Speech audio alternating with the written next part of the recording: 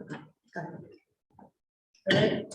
Okay, so we start off every meeting with public comment, which is 3 minutes in length, no more.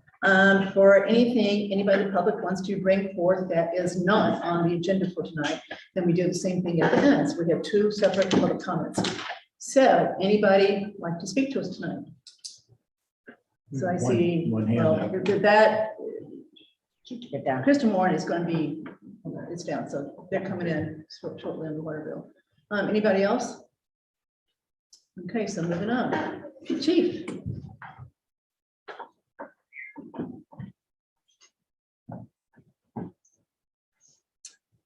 Good evening, everyone. Nice to see you again. Tonight, it's my honor to recognize 2 new hires, both Adam Kaminsky Miller and Tabitha Conway. Both started in August, complete our shift staffing. Very pleased.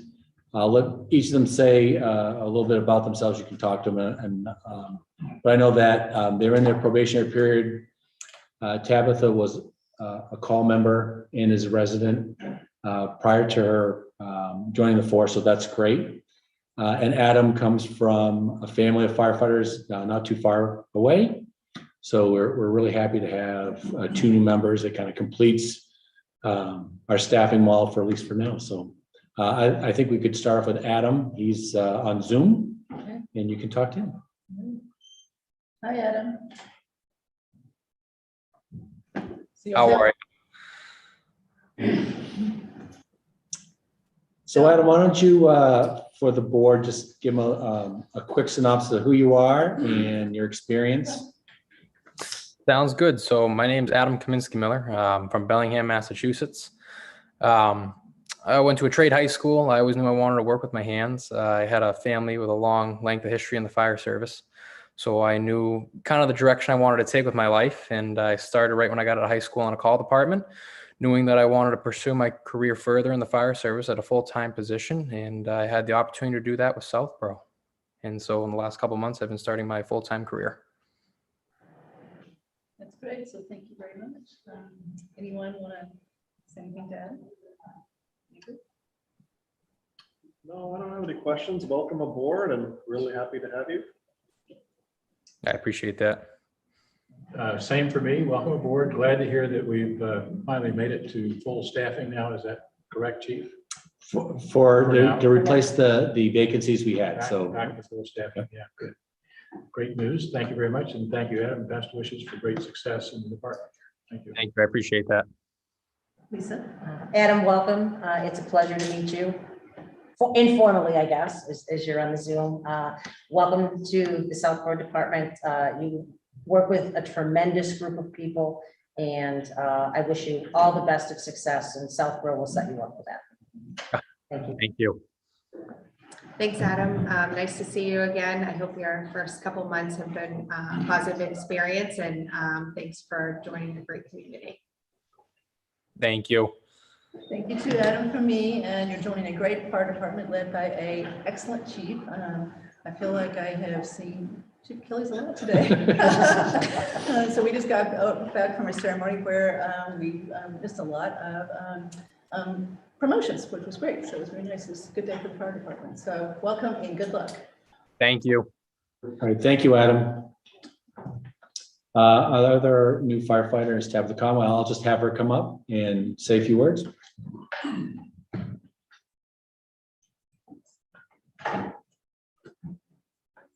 Good evening. Like she said, I'm Tabitha Conway. I've been in town for long enough that I have to think, at least 10 years. I have a 16-year-old and a 9-year-old here in town in schools. And before I think I'm a mom, and that's why we're here.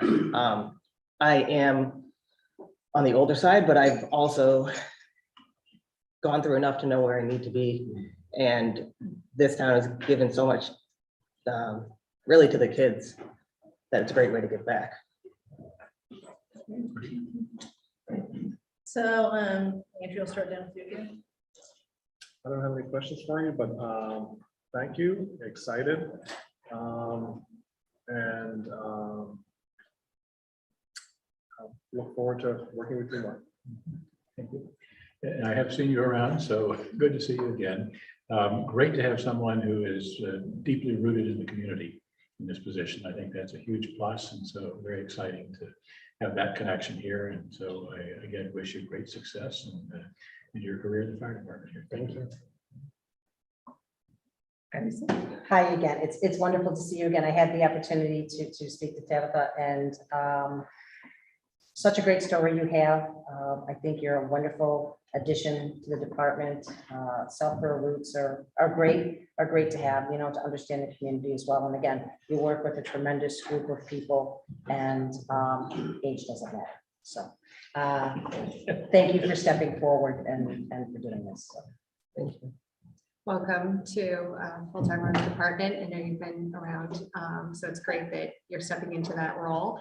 And I think you're a great role model for our kids. So thank you for that. Thank you. I did all that comment, so it's great to see a female in this position. That's great, and I don't know what you mean by I'm older. You're very. So you hide it well. But welcome and good luck. Thank you. Thank you, Ted. Thank you. Thank you. Thank you, Chief. Okay, so next, so Vanessa, can you bring over Kristen Warren?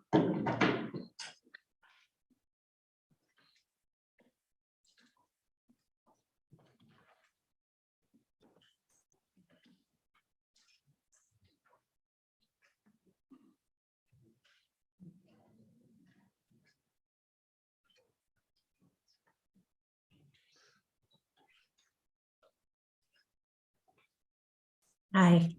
Hi, Ms. Moore. Hi, Mr. Moore. Right. Can you see us okay? Yes, you can. Thank you. So thank you for being here. I'm Kathy Cook. The 5 members of the select board is well aware of the issue here, but just to tee it up for the public, you're here to basically appeal 2 separate large water bills. One is roughly 11,000, the other is roughly 12,000. Each were generated exactly a year apart, basically the summer season. So you just got the bill for the second one. You had the bill for last year's a while back. So we're here tonight to discuss that, and select board has the authority. Sorry. It's okay, it's okay. Let us know when you want us to keep going.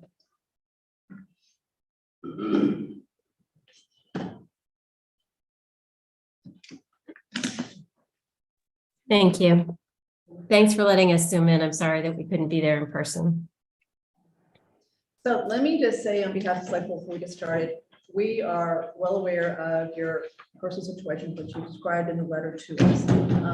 We are totally sympathetic with your situation. We are really sorry. I don't know what else we can say, but we're really sorry that you guys are in the situation you are, and I hope your son is.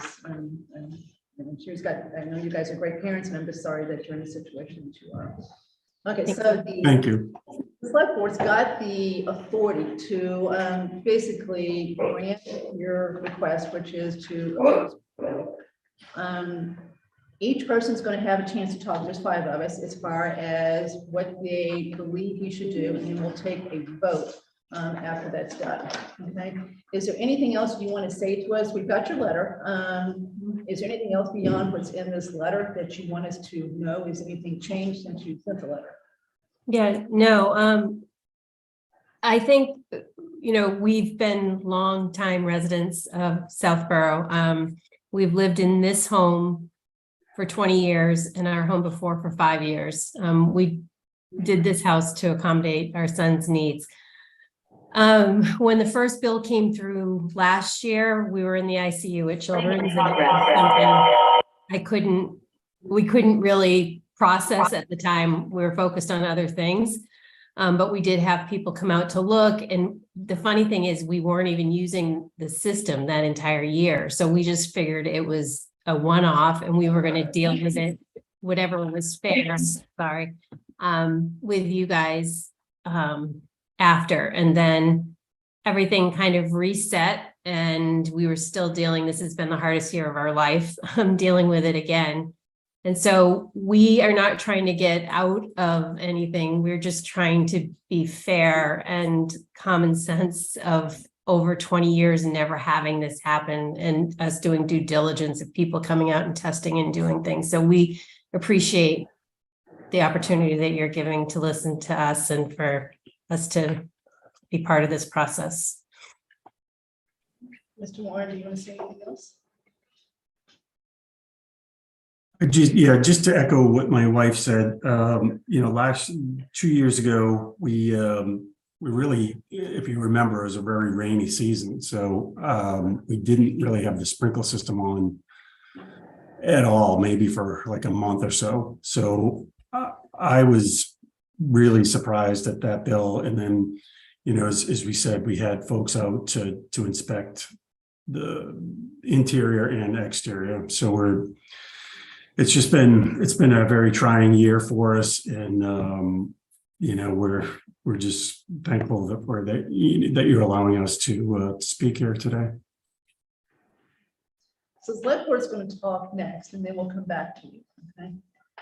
So I'm going to start with Sam. Okay. I guess I do have one question at this point. I'm curious, it's my understanding that we still don't actually have a specific problem identified. Is that correct? That's correct. We've had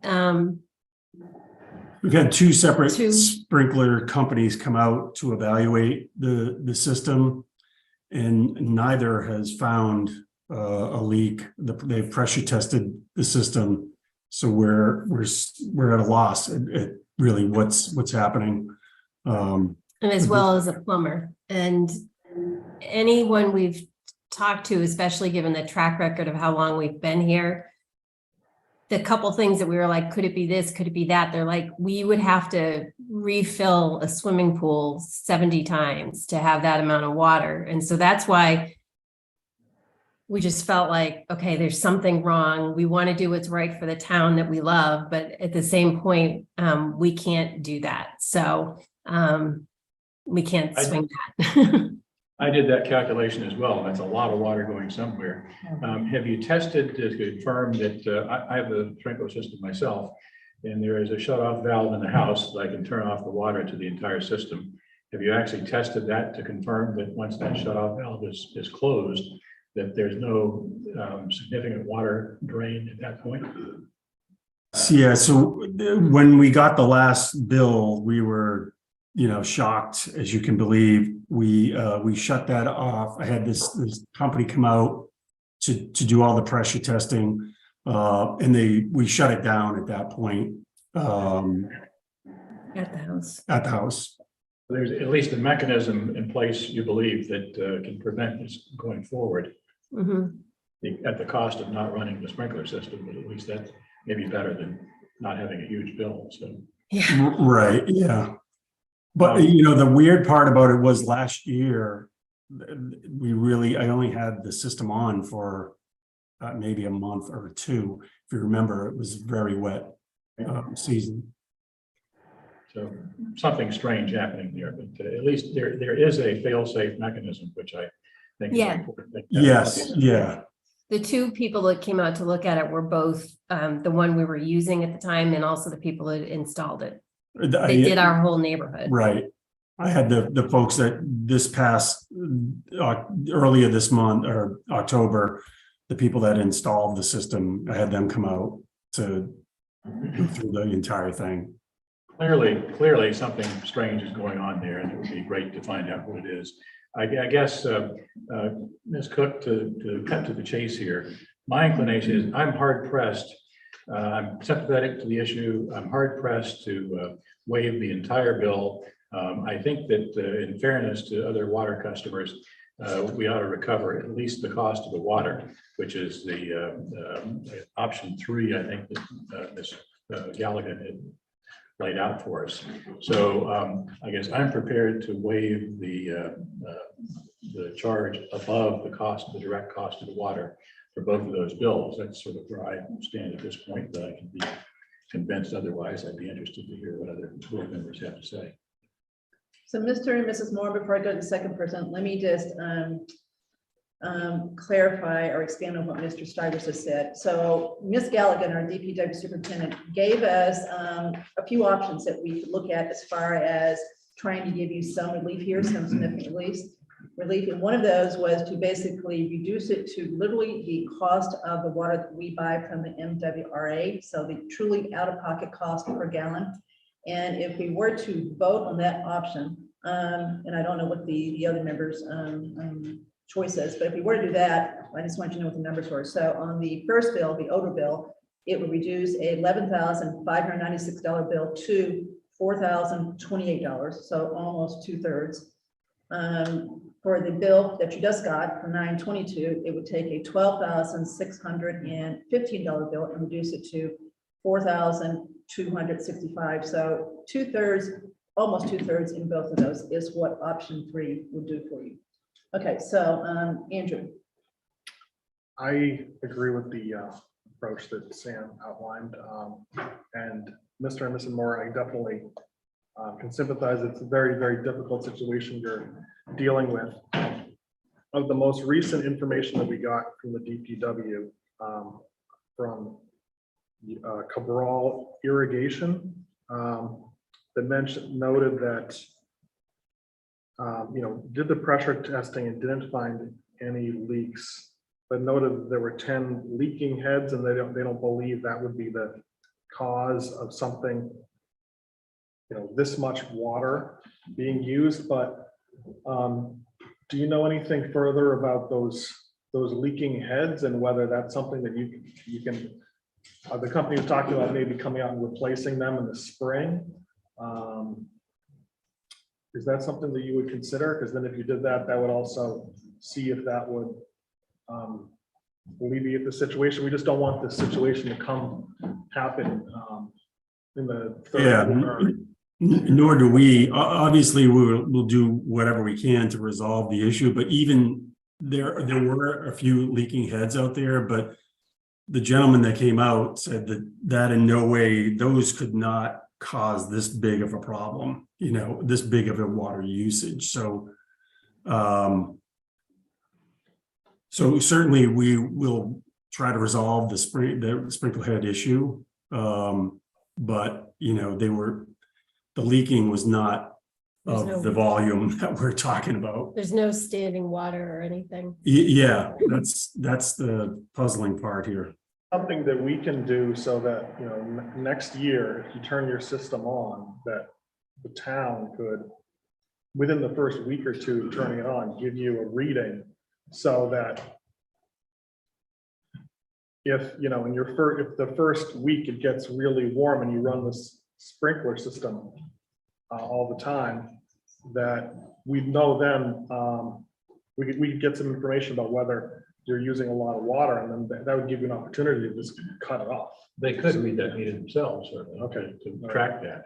So. Yes, yeah, that was going to be my go forward strategy, is to turn the system on, check the meter, run the system, and see what the water volume was that was going through it. We originally, when the first bill came out, we were going to ask to have the meter replaced, but now that it's happened twice, I don't know. We've checked with neighbors who run way more than us, and no one else seems to have had this issue. So, but yes, we would do that. We would do whatever we need to. This is literally like taking things coming down the pike here and just lighting it on fire, but we want to do what's fair. We also realize this call is being recorded, and we've talked about some very personal issues, so I hope everyone's respectful of that too. I know this is public after the fact on YouTube about our family. Lisa? Thank you. Good evening, folks, and thank you for coming tonight. And my sentiments are very similar to what other board members have said. I was going to suggest monitoring it. It's clearly there's something going on in the summer months that's creating this issue. I would question the meter, other than it's only happening during one quarter of the year. So I had written down to suggest, as Selectman Dennington, Select Board member, Dennington had suggested that, we monitor this. through the first or second week of turning the system back on. Obviously, if you don't turn the system back on, we should still monitor it and see if there's still a problem, and maybe the system specifically isn't the problem. I'm certainly very open to providing some form of relief to these homeowners. And hopefully we can nip it in the butt before next year, so we're not faced with this same issue. But thank you for coming in, and as you said, thank you for sharing with us some of the things going on in your life as well. I'm very sympathetic to that. Thank you. Thank you. Thank you. I think the only reason we did that is because it would seem as if we were irresponsible after the first time to not have done anything. And unfortunately, it was just beyond our cycles of coping right then. So, and I would like to say that the folks that we've dealt with have been very kind and accommodating to scheduling. So we appreciate everybody in the town who's worked with us on this as we got to a point where we were able to be on the call tonight. I think we all understand, as always, families first, that always takes priority, no matter what the case is, whether it's a scrape on the knee, from a bike. I mean, family always comes first, and I think we understand that. So thank you. Thank you. Thank you. And thank you for coming. I know talking about personal matters is not easy, and I appreciate you being willing to discuss that with us as well. I agree with what my fellow board members have expressed tonight. Have you asked your insurance company if you could file a claim for this? I haven't, no. Okay. I'm just wondering if they would be able to give any assistance to you, especially depending on where we end up tonight, just another avenue for you to pursue. And I would just ask that if there's something that the DPW department can do in terms of helping you to monitor or, put a flag so that, in case you have other things going on at this time of the water bill next year, that we are proactive in alerting you. So if you want us to do that, we can certainly talk to the DPW department, because I don't want, I don't want this to happen again. And I just want to make sure that the more eyes that we have on this, the better. And I guess my last question is it your intention to run the system, or are you just going to be turning it on to figure out if you can pinpoint the problem? Well, we've shut the system Yeah. down for the season. But the goal would be to turn it on and monitor. And then, I guess we'll try to figure out as best we can based upon the usage that's happening, what we need to do. If in fact, we have to get a new system, we'd investigate doing that as well. Okay. And you don't think that there's anything else that could be contributing to this? The only thing you can pinpoint is the irrigation. Yeah, we're really at a loss. When it went down through the next couple quarters, obviously we're dealing with our son, and so we thought that whatever we did last year was going to resolve it, and obviously that's not the case. But we can't think of anything else. The homeowner next to us moved out around the same time, and there had been a lot of work done on the house. We had runoff issues with it before, their house, but that wouldn't do this. And Yeah, so no, we can't think of anything else. And we have had plumbers, we've had the two companies.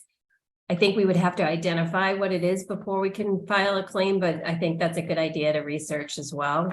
We can, I'll call the insurance company. Again, we want to work together and figure out how to make this not happen again, because it's not fair anywhere. It's not fair to our fellow community members, and certainly isn't what I would want to spend money on, given everything else that's happening. So. But yes, a flag from DPW, we wouldn't turn it on without flagging to say we're going to start testing, like all of those things. I think it's really about communication and partnership as we prevent this from happening. there's enough horrible stuff in the world right now. So that water doesn't need to be wasted. Thank you. Thank you, Chelsea. So Mr. and Mrs. Moore, let me explain again why we're looking at these options. The water, providing water in Southborough is through a separate fund. It's not part of the general town finances. It's got its own P&L, its own balance sheet. It's got to pay its own bills. There's two types of cost in there. There are variable cost, which is basically the cost of buying the water from MWRA, which you pay for per gallon, and there's fixed cost, which are basically everything else. So the proposal tonight that has the least pain to you, which is what we're calling option 3, is merely to recover the variable cost so that the other ratepayers are not going to be required to pick this up. So that's why this one's on here. So I'm not sure what you think about that proposal, but that's the one that I think, if I read the room right, seems to make the most sense to the 5 of us. Yeah, I mean, we're not looking for anybody else to pay our bills, but you know, it's still it's over $8,000 worth of water. You know, that's a lot of money, and we appreciate your ability to even break it down. I'm sorry, just 1 second. We could consider a payment plan. That's what we just talked about Yeah. here, so that's what I'm going to talk to next about. And maybe during that time, they can check with, as Chelsea said, their insurance company as well. I think give them the opportunity to do that. We're back. Sorry about that. Quite all right. So the I other guess- thing we could probably offer here is a payment plan. So I think we're going to vote to lower the bills to option 3, it sounds like officially, but we can also offer a payment plan that you can work out with the town treasurer, if that would help. Yeah, and I think we would most likely want to pursue changing the water meter just to rule that out, because I would imagine that would be something insurance would ask us about too. It just seems like that's one of the first things when there's something so bizarre out of 20 years of living here. So. So I have no idea what the interest company is going to say, but we're trying to do everything we can to help here. And you could propose the payment plan that would work for you. So we let you say this is what we could do to get this paid. And we would talk to the treasurer, and I think he probably would be okay with that. And did I hear you suggest that the meter needs to be replaced as well? Or on mute? I think we would feel most comfortable just doing that in addition to doing the testing and all of those things, because as we're ruling things out, I just want to make sure that there isn't anything else happening that's contributing to that. Every home in this neighborhood, for example, our sprinklers are in our neighbor's front yard because we actually own that. Everybody has sprinklers in this neighborhood, and I just would want to make sure there isn't anything happening somewhere and that the meter is actually accurate as well. So I think we could do. Yeah. So we will talk to the DPW about that. I mean, eliminate all the variables you can, but certainly get you to an answer faster. Okay, so do you guys do either one of you want to say anything else as far as what I think we're about to vote on? Oh, I guess, you know, one of the things that I just look back at the usage, you know, the highest we've ever had is 30,000 cubic feet. I appreciate the variable cost component, but we're just so much over. And I'm just wondering if there's anything we can do to reduce that. That's still, it's over $8,000, you know, that we're going to be paying for water.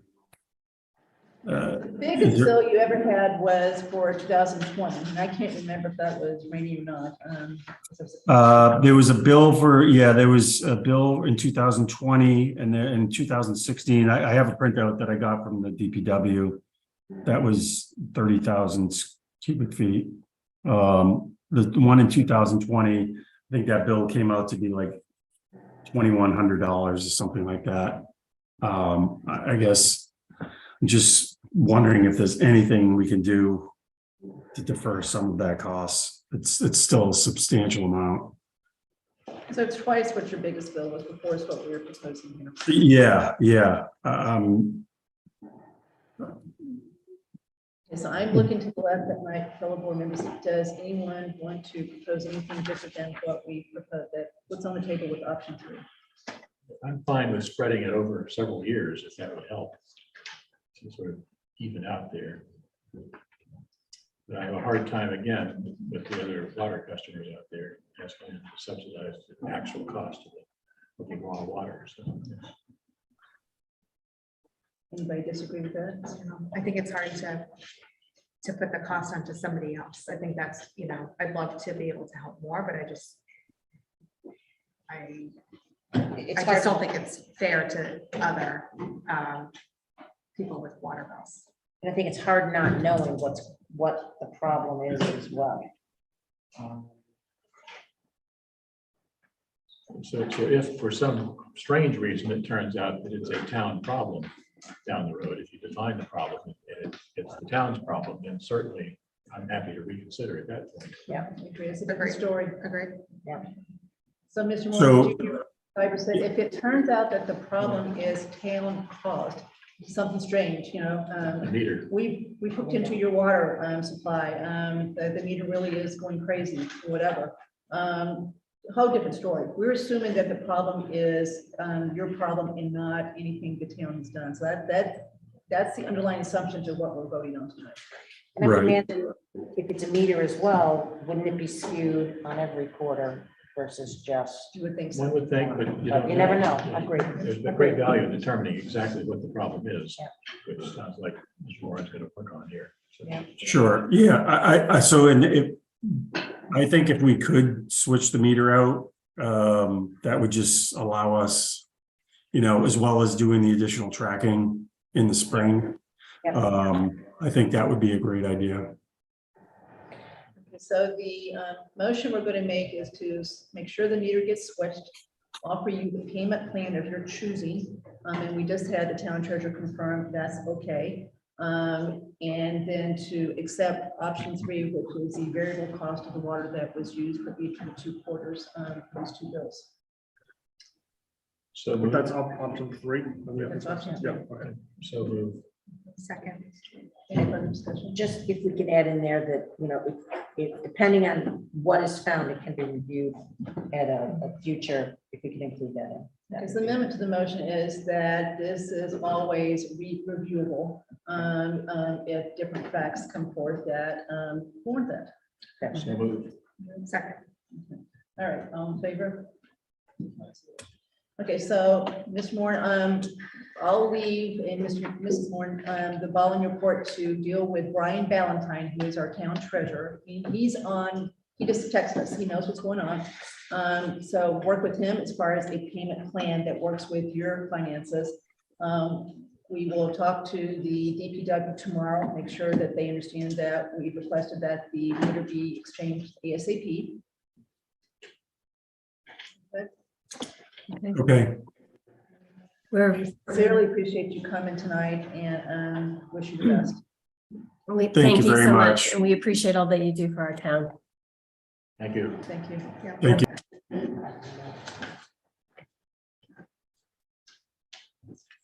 All right. There you are. Come on up, Mr. Davis.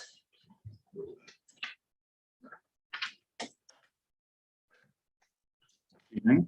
All right. Just gonna move me over real quick. Then introduce yourself. if Yes. you would. Tim Davis, Recreation Director. I've not been in front of you guys in person in a couple of years. Yeah. Does Don want to come up? Sure, come on, you're welcome to. You're looking a lot younger since we saw you last. The job must be doing good things for you. So thanks for the opportunity for having me in to just give you an update on all things recreation. I'll try not to take up too much time. I'm going to focus on really what we've been doing this fiscal year, so since July of this year, which has been a good amount. So as soon as I can get it up here. We'll talk about capital, some of the capital projects that we've been able to click off the list. We'll talk about programming, obviously, kind of what we've been doing, where we're going. And then let's see, just some highlights, and then I'll get out of here. So a bunch of pictures, some slides behind you if you wanted to take a peek. So anyways, so as mentioned, so we'll start with capital improvements. Again, we're just going to focus really on this fiscal year, what we've been able to get done this summer. And then from there, we'll go on to our community programs, some special events. And the first one that I want to highlight is the CPA approved project that we had this fiscal year for the most recent town meeting, which is the Mooney Athletic Complex tennis courts. So we went in front of town meeting for CPA approval for funds to reseal, repaint, and repurpose the courts down at the Mooney Complex. They've been showing their age, as you can see on the slide, pretty drastically. We had obvious cracks. We had a lot of rust pockets popping up on the cement, discoloring. And that's just because of use, because of weather, because of age. So the purpose of that article was to get funding to take care of them, bring them back up to their appropriate life, so that they could be used to the fullest extent. So the pictures on the screen right now are the tennis court side, and this is what they look like now. So obviously a drastic improvement. Pretty jarring actually when you look back for what it was to what it is now. So same dimensions, same tennis court, new netting, new posts. We did add temporary pickleball lines on that court, as you can see in blue. So that matches the setup that we have down at the Neary Richardson tennis courts to expand the usage of that single tennis court. So pretty simple project, but with a real immediate effect and pretty drastic change. So we're really happy with that. So that was done. That one's done. So all of these next two are done. So that the facility in general is done. What was the cost of the courts? Put me on the spot, Sam. I can get you that off the top of my head. Under budget? A little over budget because we did change it, and I'll tell you why in a second. So on the screen right now is what the other half of the courts used to be. So some of the board members may remember in 2020, I came in front of you to have the old skate park removed. These are some images of what were there. At one time, I'm sure that skate park was wonderful, but again, with age and lack of upkeep, we decided to remove it just for safety. Obviously, you can see the items on that court were pretty much a disrepair, and we felt it most necessary to take everything out. So at first, the original ask was to just put it to a tennis court to repurpose it, but as we've been sitting back for the last year or two, we've seen pickleball climb in popularity. Our temporary lines were serving their purpose down at Richardson and Neary. But we saw this as an opportunity to bring defined specific pickleball courts to that facility. So this is what is out there now. So on that one tennis court, we were able to fit 4 pickleball courts. So because of the extra paint, the extra nets, the extra posts, we went over just by about $2,300, which Recreation was able to absorb out of their revolving account. So, but that project's completely done. The pickleball courts are being used every single morning by our group that was at Neary. That's shifted over now to Mooney. That's a small picture of our core group who have been champions of pickleball in town. So it's been fun seeing them out there every single morning. Top row, you'll just see the difference of the surfacing. Obviously on the left was the old surface, just dirty, the rust pockets popping and just deteriorating surface. Then on the right is where we're at now. Do we have any courts that aren't in great shape now? No, we're up to speed. Yeah, in my opinion, we're all up to speed. Great. So that was a fun one. That was a quick one. We were happy to get it done this summer season as we planned. Everything surprisingly went to schedule. So that one's done and closed out with CPA as well. The bigger one that we were able to finally get our hands on and get some shovels in the ground was Calander Field. Calander was a project that I absorbed coming into office in mid 2019. If you'll remember, Calander was a project that was approved based on safety gates, I would say, with the select board to make sure that every phase that we were going through, we were showing proof that our plan in place was going to fix the issues at hand. Those issues being significant drainage issues that there's obviously a bordering hill due to the development of the houses in the community above. that was draining off all the water onto the hill instead of draining draining off the water through the hill onto the field. And instead of the field draining it properly, it was holding it and the water wasn't going anywhere. So the task at hand was to correct that drainage and improve the surface for quality of play. And I'm happy to say that at the end of the fall, this fall, where we are now, so probably in a couple of weeks, contractor will move off and we can finally say that it is done. So just some photos to illustrate what we did out there. So this is kind of the in progress photos that you see. So up top, on that top row, you'll see a photo. The lighter sand is the installation, the rows going down is the installation of a new drainage system underneath the surface, as well as repairs to the irrigation that was there. So even though we want to move off water, we want to make sure that the field's getting enough water to take care of the turf and take care of the surface as it is.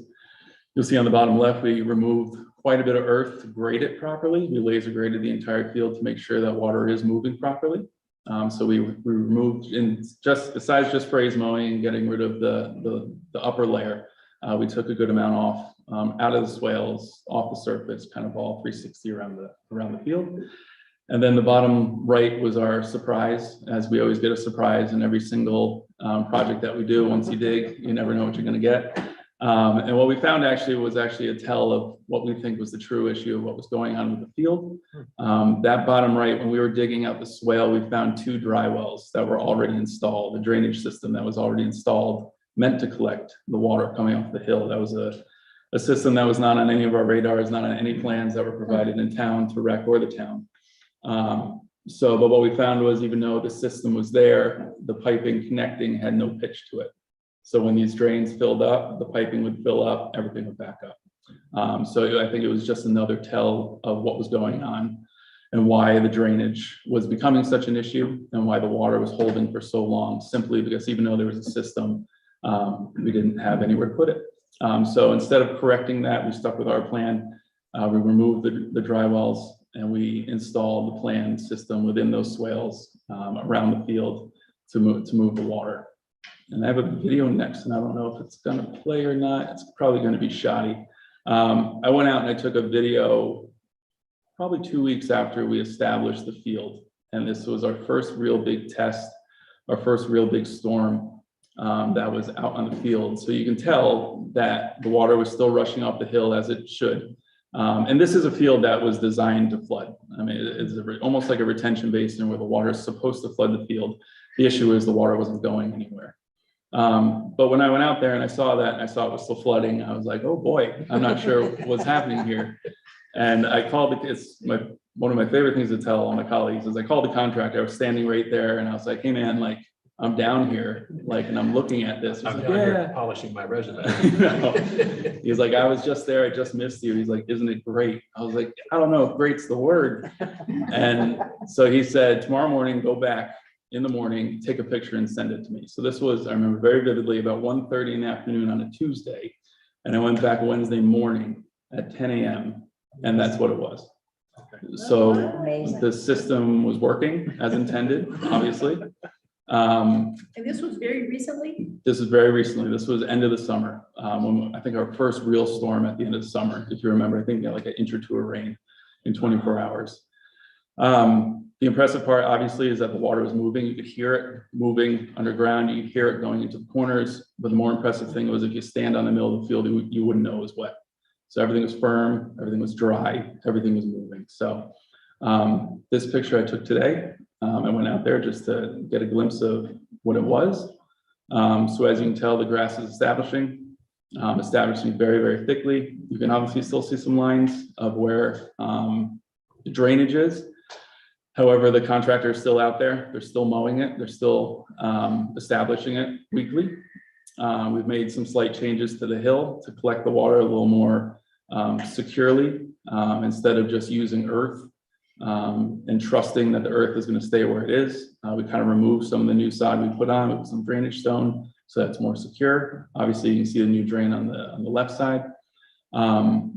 But overall, I mean, we're just thrilled with it. It's been a really fun project, a rewarding one. When I went out there that morning, I was a kid in a candy shop by myself in the middle of the field. And it just, everything worked as intended. So we're happy about it. the contractor's thrilled about it. And we're anticipating opening this in the spring. So the community is going to be back on it. We're working with DPW already to get a schedule down. Andrew from DPW is the grounds guy. If anybody's been around the soccer fields, specifically at Woodward, Tridier, or DePetrie, those fields have been immaculate, and he's going to put some turn his attention to this field.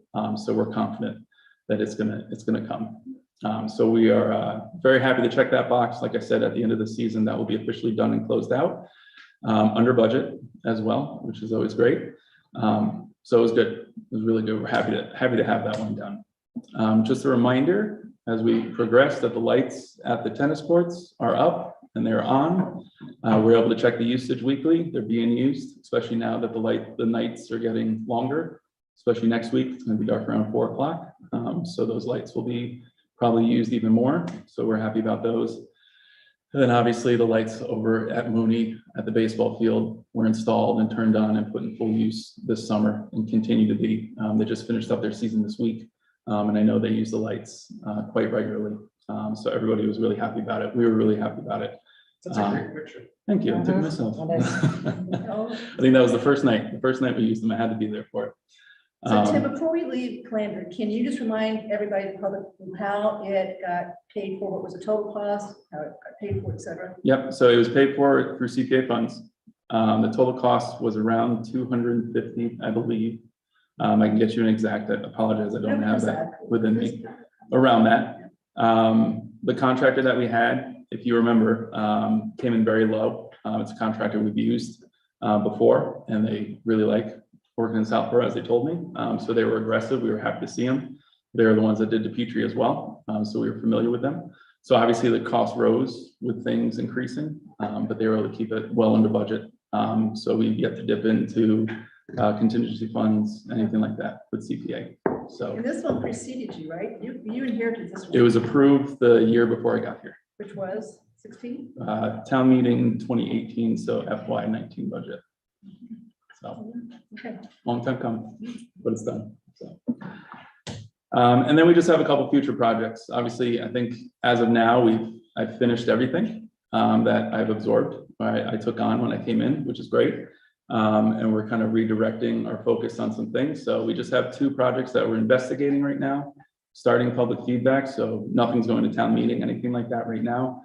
But the first being looking at Woodward and looking at the potential of turfing that entire complex, taking advantage of the lights with the need of an 11v11 full-size field, which is 9/11, as our need is outgrowing the usage time at that field. So that is a project that we're in very beginning phases of investigating and kind of seeing where we want to go with it. Originally, I know in years past, Neary was said to be the site, but obviously there's a lot of uncertainty with Neary, with the school, with the build, the fact it doesn't have lights, just a lot to consider. And we thought that this would be the best choice given what's already there.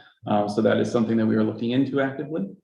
And then our other project would be Lundblad Field, repurposing that field. That is the field above Neary School, the old landfill that is currently just a multi-use open space. Kind of an auxiliary field, overflow field for sports teams, lacrosse, soccer, field hockey, things of that nature.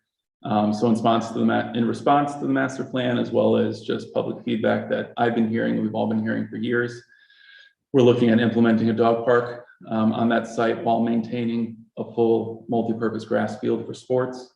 And then you see the pathways for ADA accessibility as we are looking into the ADA access of all of our facilities. So Lundblad, again, something that we're talking about that may or may not come in the future. But those 2 projects are what's keeping us busy on the capital front. Is Lundblad stable in terms of the underlayment there with the landfill? It's stable as it sits. If anyone's been up there, if you're on one side of the field, you can't see the other side of the field because of the settlement. Yeah. So addressing within the dog park project or within establishing that field, that the underlining construction would be bringing that back up to grade, making sure that membrane that's protecting the debris underneath is proper, is sound. So making sure that the stability, like you said, of the field is just as sound as it would be a brand new feature on top. So tonight, one of the things on our agenda is to start talking about what we think is going to be on the warrant for the spring. Mhm. And I had an email from Kristen that implied that you did want to put this part of this on spring warrant. Is that not true? We've had some changes in the last week that we still have to discuss as a commission, so I'm sure she'll follow up with that. So that was the capital piece. I'll just go over programming quickly. Obviously, programming is the bread and butter of what we do. I can't take credit for a lot that we're going to talk about. Our program coordinator, Joe, has been with us just over a year now. He's on his full cycle of seeing all the seasons, and he's taken everything under his wing and really ran with everything, introduced new programs, built upon what we had, and is just doing a tremendous job. So I'm obviously not going to go over the hundreds of programs that we do, but I'll just try to break it down as best I can. And I thought the best way to illustrate that was to illustrate where we were and where we are coming out of COVID, as that's kind of where our trajectory was, the flux of our programs and everything. So in 2020, we offered 273 activities. We had 1,100 registrations, and then on our fields, we had 6,700 hours per minute across the town. So every field accumulative. In 2021, we really started to come back, especially with the reintroduction of summer camp, the reintroduction of after-school programs, having Joe on board, starting in that fall and introducing new programs. So we were able to balloon up to 357 activities that we offered through the rec department. We were able to bring in just about 3,700 registrations. Now this is calendar year. So for the calendar year of 2021, 3,700 registrations, and then sports, as you can see, came back with a vengeance compared. So, we had just over 15,000 hours permitted across every field and facility in town. And then this calendar year, obviously, we are coming to an end, and we're seeing just about the same, kind of maintaining. So as of today, we've offered 316 activities, about 3,500 registrations. So a little less activities, but almost the same when it comes to registrations. So our programs are growing. Our registration numbers are growing per program, which is wonderful to see. And then again, with our hours permitted with sports, 14,678.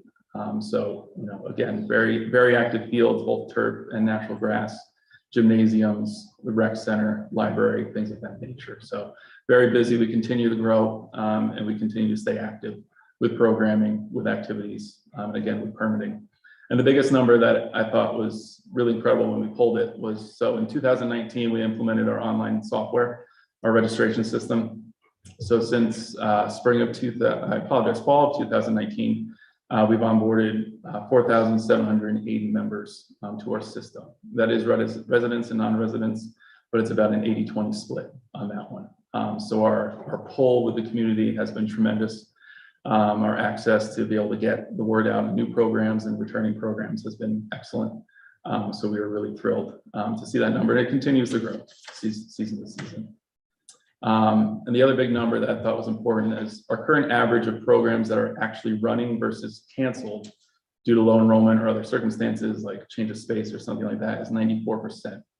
The industry average across the country is a 20% cancellation rate. So we're well above that where we sit right now. So again, I think that's really props to Joe and his persistence with programs, taking a deeper look at programs and trusting data over gut sometimes, and offering things directly from feedback of the community, not so much what we think is easy. So that number is just tremendous, for my site, seeing that with what he's doing, but obviously as a take from the community, seeing that. The bigger one I want to focus on obviously is summer camp.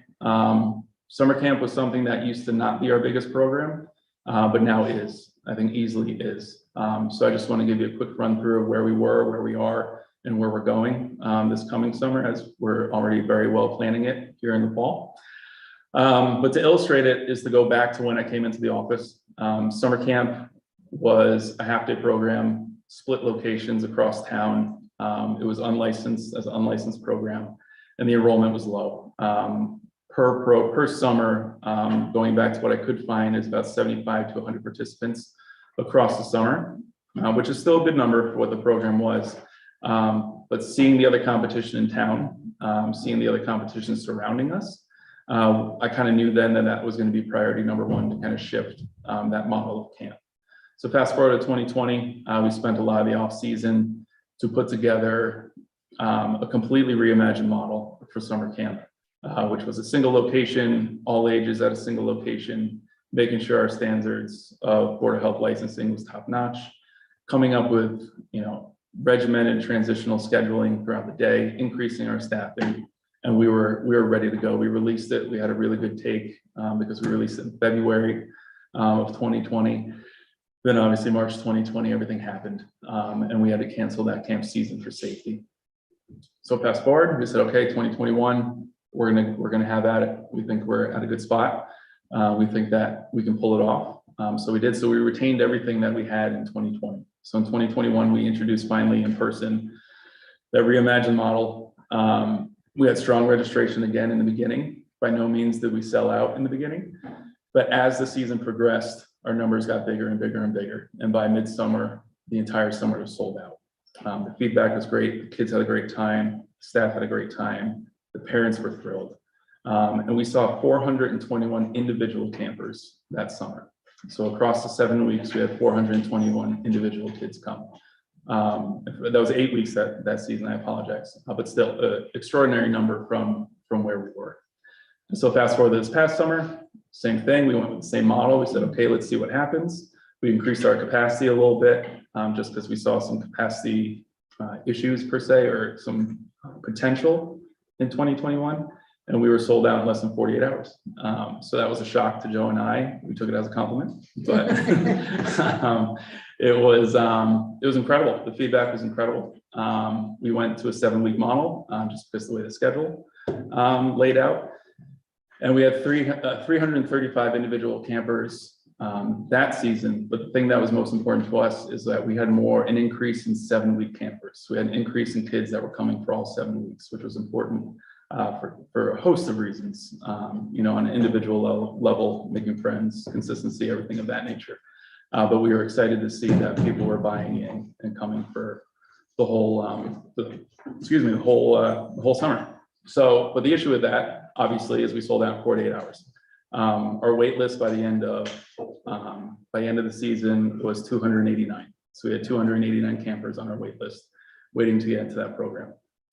So we've spent a lot of time with different models in play in this off season, going into next summer. And what we're going to stick with next summer is the same improvement model. We're going to be at Woodward School. We're increasing our capacity. We're going to increase our staffing. We're meeting with the schools this Friday, actually, in hopes to increase our space. Joe's already churning out additional programs to offer within. So we are going to rely on our same model. We're going to rely on our base. I think we can still compete with what's out there and what's going to be coming in town. So we are planning on another 7-week session. We are opening registration on March 1st at 9 a.m. for anybody who's watching. And we're going to give residential priority this year. As we didn't have a huge take of non-residents, but 20% over a course of a summer is a good amount of bodies. So we will give residents priority registration this summer for the first 48 hours, and then we'll open it to the general public on March 3rd. So we're excited for it. Like I said, we're deep into planning it already, almost to a point where we feel like we're done planning at the skeleton of it. So we'll be releasing more information hopefully soon, probably easily by the end of the year, to mark calendars and so families can start planning. So summer camp's been a huge challenge. It's been a very rewarding challenge. Again, props to Joe, all of our part-time staff, full-time seasonal staff, who's been helping with that. So we're excited to move forward. Are you increasing your pricing? We'll have to because of minimum wage, because it's spiking again, but we don't plan on increasing it by much. Okay. Just a couple highlights of some of the programs that we've been doing. Again, we've done a couple hundred programs this calendar year, but we figured we picked our 5 favorite per se. Our first is cross country. We run the Trotter cross country team for the school. For this season, the girls went undefeated, 4-0 for the middle school league for all of our meets, and the boys went 3-1. So we had a tremendous season. Props to our coaches, props to the team, ton of fun. Great to be out there with the kids 3 days a week. So really good job on our cross country team. This past year, we had an inaugural women's softball league for the Central Massachusetts League that some of our select board members partake in. Let's be clear.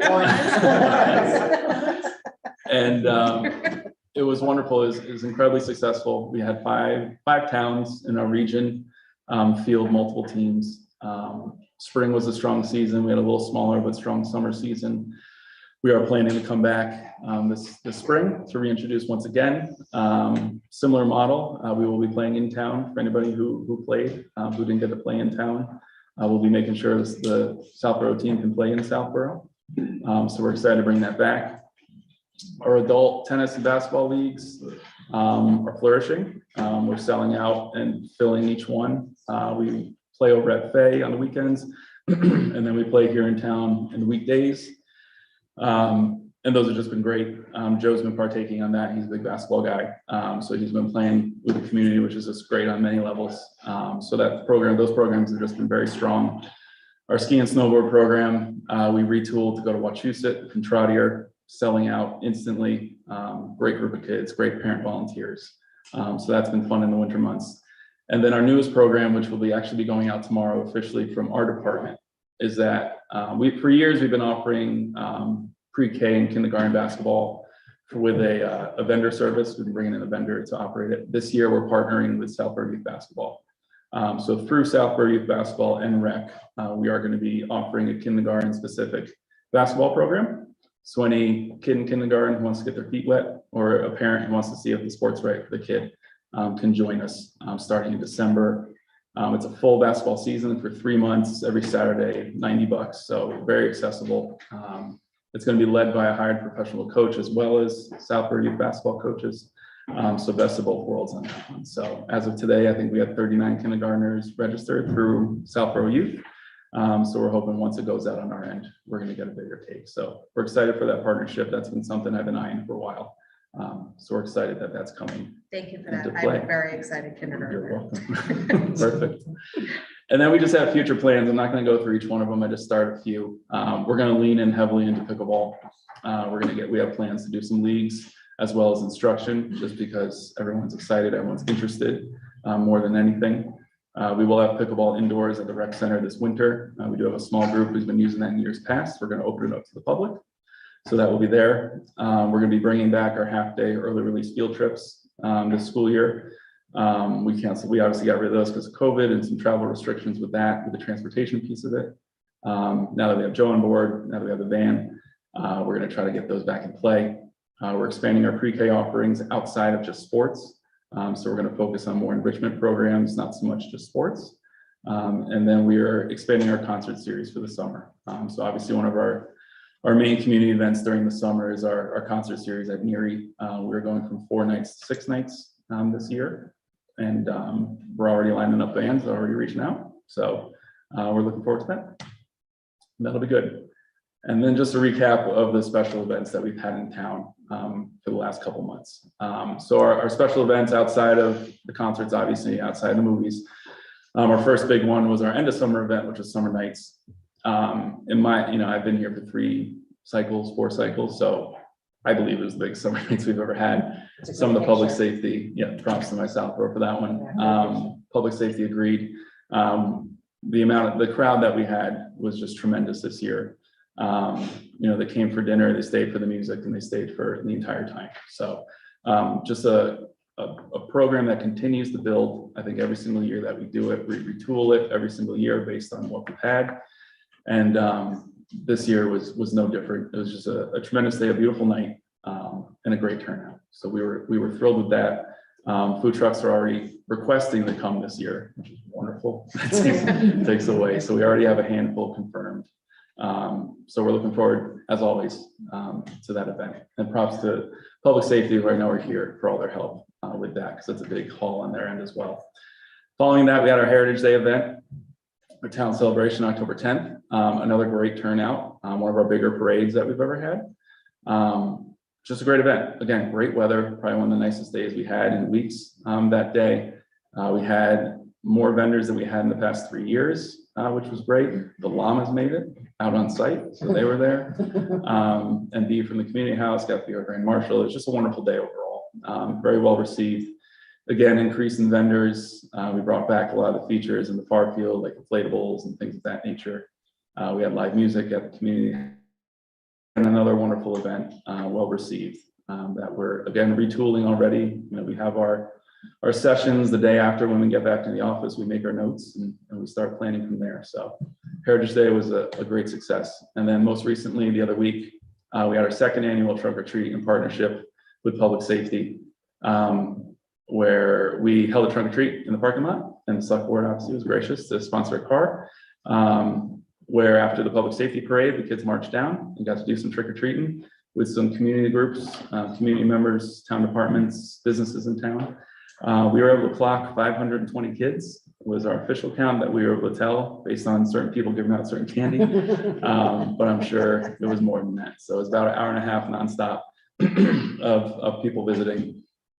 And just a great event. It was just a wonderful event. You never know in the second year of doing something what it's going to be, but we were thrilled about it. And then last but not least, we got our Gobble Wobble coming up. Against their best interest, they let me post what the logo looked like tonight. So that's the first taste, but 16th annual Gobble Wobble 5K and 2-mile walk on Thanksgiving morning. Registration's open. You can find it on our website or just Google it. It's there. Already got a couple hundred people signed up, and we expect that to start inflating over a couple weeks as we approach. And we're just looking forward to it. As always, Thanksgiving morning.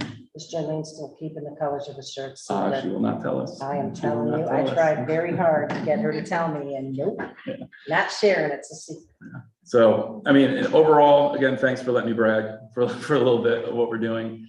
Like I said, that's just this fiscal year, and every year I feel we meet, I say we're busy and we're staying busier, and we just keep getting busier. So it's not a one-sided thing. It's not just me and Joe. We work with so many people in town, different departments, different people, different businesses. It's a team effort, but we're happy to do it. We've been busy, and thanks for the support, as always, from you all. So any questions? I don't want to keep you any longer. So Tim, this was tremendous. Thank you. Truly, kudos, kudos, kudos. I mean, to say that all the projects are done, and Yeah. Don, you too, Red Commission too. Yeah. My goodness, with all that had been accumulated and needed to be solved, whatever. So I mean, that was fantastic. Thank you. Truly fantastic. So one thing I wanted to pin notes as far as a campaign that I think is a good story too for everybody here.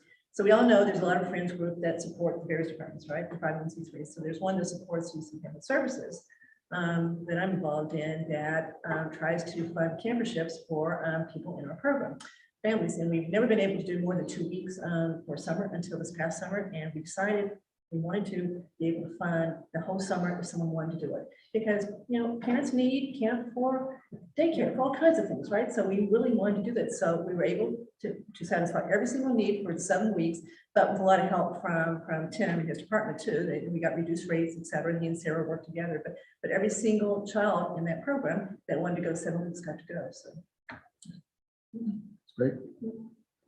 So anybody else? Go ahead. just a comment first. Congratulations to you. What a successful year, and please share it with the commission as well. Obviously, all the hard work you guys have done was just evident on the screen behind us. Sam, pickleball was 60,000. I looked it up. Okay. So just so you have that. That included the contingency, I think. Correct. Mhm. For Calander, just a quick question. So bringing that field online in the spring, what fields in your resting schedule will that potentially allow, or are you not necessarily going to rest a field next It all year? depends on enrollment. It's really what it comes down to.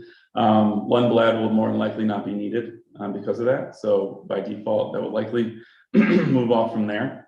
But you make a great point that now that Calander is online, we can now implement that resting schedule. So I'm sure that's going to be a conversation with the commission to get a schedule going. Perfect. And then just a question on the timers. I get calls all the time. Somebody drives by and sees the lights on at one of the fields and there's nobody there. Mhm. Is it on a 30-minute timer, an hour timer? Just, it would be good to know, to be able to tell people to Yes. just, you know, take a So- step back. It's kind of simple but complicated. So tennis courts are on a timer. So that's that 30-minute. Okay, If a user group pulls a permit in our system is linked to the lights. yeah, So as long as they pull a permit, those lights are going to turn on. If they cancel a practice and they don't tell us, the lights are those gonna lights are turn going to on. stay Okay, on. that So- makes sense. Okay. Yeah.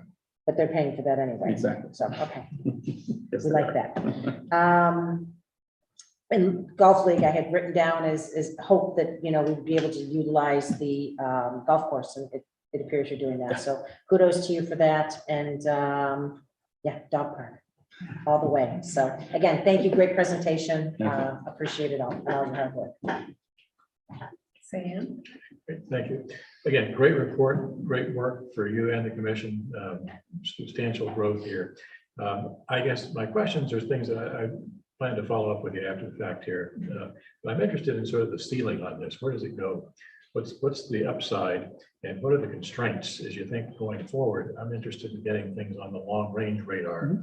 And is it field capacity that's the limit, or is it indoor capacity, or how does demand work in there in terms of where do you think the pent up demand is out there that we're able to support additional capacity? Summer camp sounds pretty exciting, but again, some space constraints now, but maybe some ways to deal with that potentially. So as you think about it, I think about it sort of as a cloud, and you're expanding in different dimensions. And where do you hit the limits? And what are the highest priorities? And how do you think through that? Which I would be interested in hearing your thoughts. We'll follow up later. But again, great job, great upside, and great support from the community. So thank you. Chelsea? Thanks, Tim. I think you have great support in the community to make a lot of these events successful. So I think that's awesome that you're networking with the businesses. And I think the trunk or treat event is great. I love doing it. I love seeing the kids, and it seems like everybody that participates in it gets so excited about it. So thank you for having those events for the community to go to. I think they're so important that we have those opportunities. So I wanted to say that. And I get a lot of great feedback about all the positive things that are happening in your department, adding new programs, having different options for rec, not just sports. So I appreciate you taking the feedback from this board, other boards that you meet with, and the community. I think it shows that you're listening to what people want. So great presentation, and thank you to you, your department, and the commission. Andrew? That was an excellent presentation. You definitely had the dramatic moment there when you showed the flood. And I had my suspense there. To build Noah's Ark. So for the tennis courts that we've now renovated, and also for Calander Field, do you have a plan about some kind of regular maintenance schedule so that we won't have to have a big outlay? I mean, because it looked like one of the lessons there was that tennis court just was not kept up in the way that it should have been. So what's your plan to stay on top of that? It's just general maintenance, I think, is the minimum you need to do, especially with courts. That was just a seal job for the new courts. So yes, in 5 to 7 years is useful life. So I'm sure it's gonna come back eventually. All right. But we have the proper tools out there to move the water now off the court if water comes. We've already had some collaboration with DPW, just blowing off the courts and getting some debris off them so they're clean. So if someone does step on a rock, it's not going to take a chunk out of the seal or something like that. So basic maintenance is the key to a lot of this. That's just what we're planning. Sounds good. Thanks. Okay, so I'll end with me and just look at Don too. So town meeting's March 25th, unless it gets changed. That's what the schedule is right now. Capital is going to be in front of us our second December meeting. And as you know, you'll need to get everything on the capital plan so they can make the recommendation. So you've got 4 weeks or so as far as what you think should be on there, but that's kind of the sequence and timing. So you know how it works. So We met with them last week, okay, so they have our plan. okay. All right. So thank you. Any comments? I can talk about resting fields and turf, but we can have those This is discussions great. offline. This was great. This was so positive. This is what we need. So seriously, good job. Thank you. Thanks for your time. Appreciate it. Thanks for coming through, Don. All right, members report. So I've got 2 quick things. So the last time we met, we basically decided on a process to replace Ms. Galligan as DPW superintendent. That process is well underway. So that's that's basically the report. So everything that we asked Mr. Purple, he said do, they have gotten started. So hopefully we will progress very fast. The second thing I wanted to mention, Ms. Brascio at the last meeting mentioned that she was going to potentially recuse herself from the discussion and all the things we've got to do to replace Ms. Galligan. She has since talked to the ethics office of the state and decided out of abundance of caution and conservatism to recuse herself. So she won't be participating in any of the process to replace Ms. Galligan. Okay. All right, Mr. Purple. Actually, I'm jumping over. Sorry. Who, anybody have a member's report? Nothing was listed here. So no one has anything? Yeah. Chelsea? Nope. Okay. Thank you. Great, thank you. So the first item I had on there was talking a little bit about the trunk or treat. We've kind of gone over that a little bit. I will say it was insanity. It was a little bit of a gauntlet for about an hour and 20. You know, when you had 400 to 500 kids coming through. It was, you know, at the same time, a wonderful event. You know, we saw a lot of department heads there.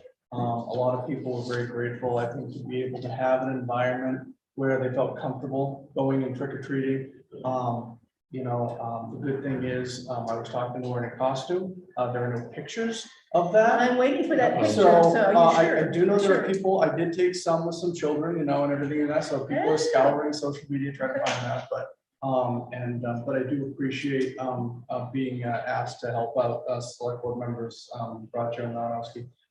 But it was a great event. It was hot, you know, and it was a warm event, but it was a perfect day. It was busy. There was a lot of kids, a lot of families, and it was a lot of fun. So I think I'll be there again next year as well. One other thing, the aggregation mailing update. I think I'd let the board know about that. We had sent out a mailer to all the households, given the national grid increase that went into effect today. Wanted to make sure that people are aware of the town's aggregation program for electricity, which is significantly cheaper than it is for what national grid is going to be charging over these winter months.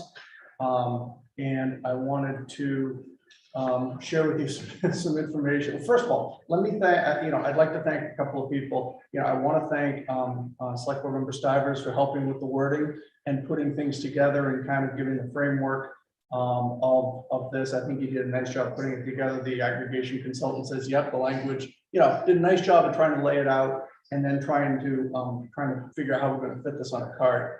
I want to thank Melanie Otska in our office, the executive assistant. She did a great job putting this together, working with the aggregation consultant. There are some DPW hoops we need to make sure that we jump through in order to do these, and working with the post office and trying to get everything work between the Southborough zip and the Fayetteville zip. It caused some problems. We were able to resolve those, but just as a just to give you an idea of impact.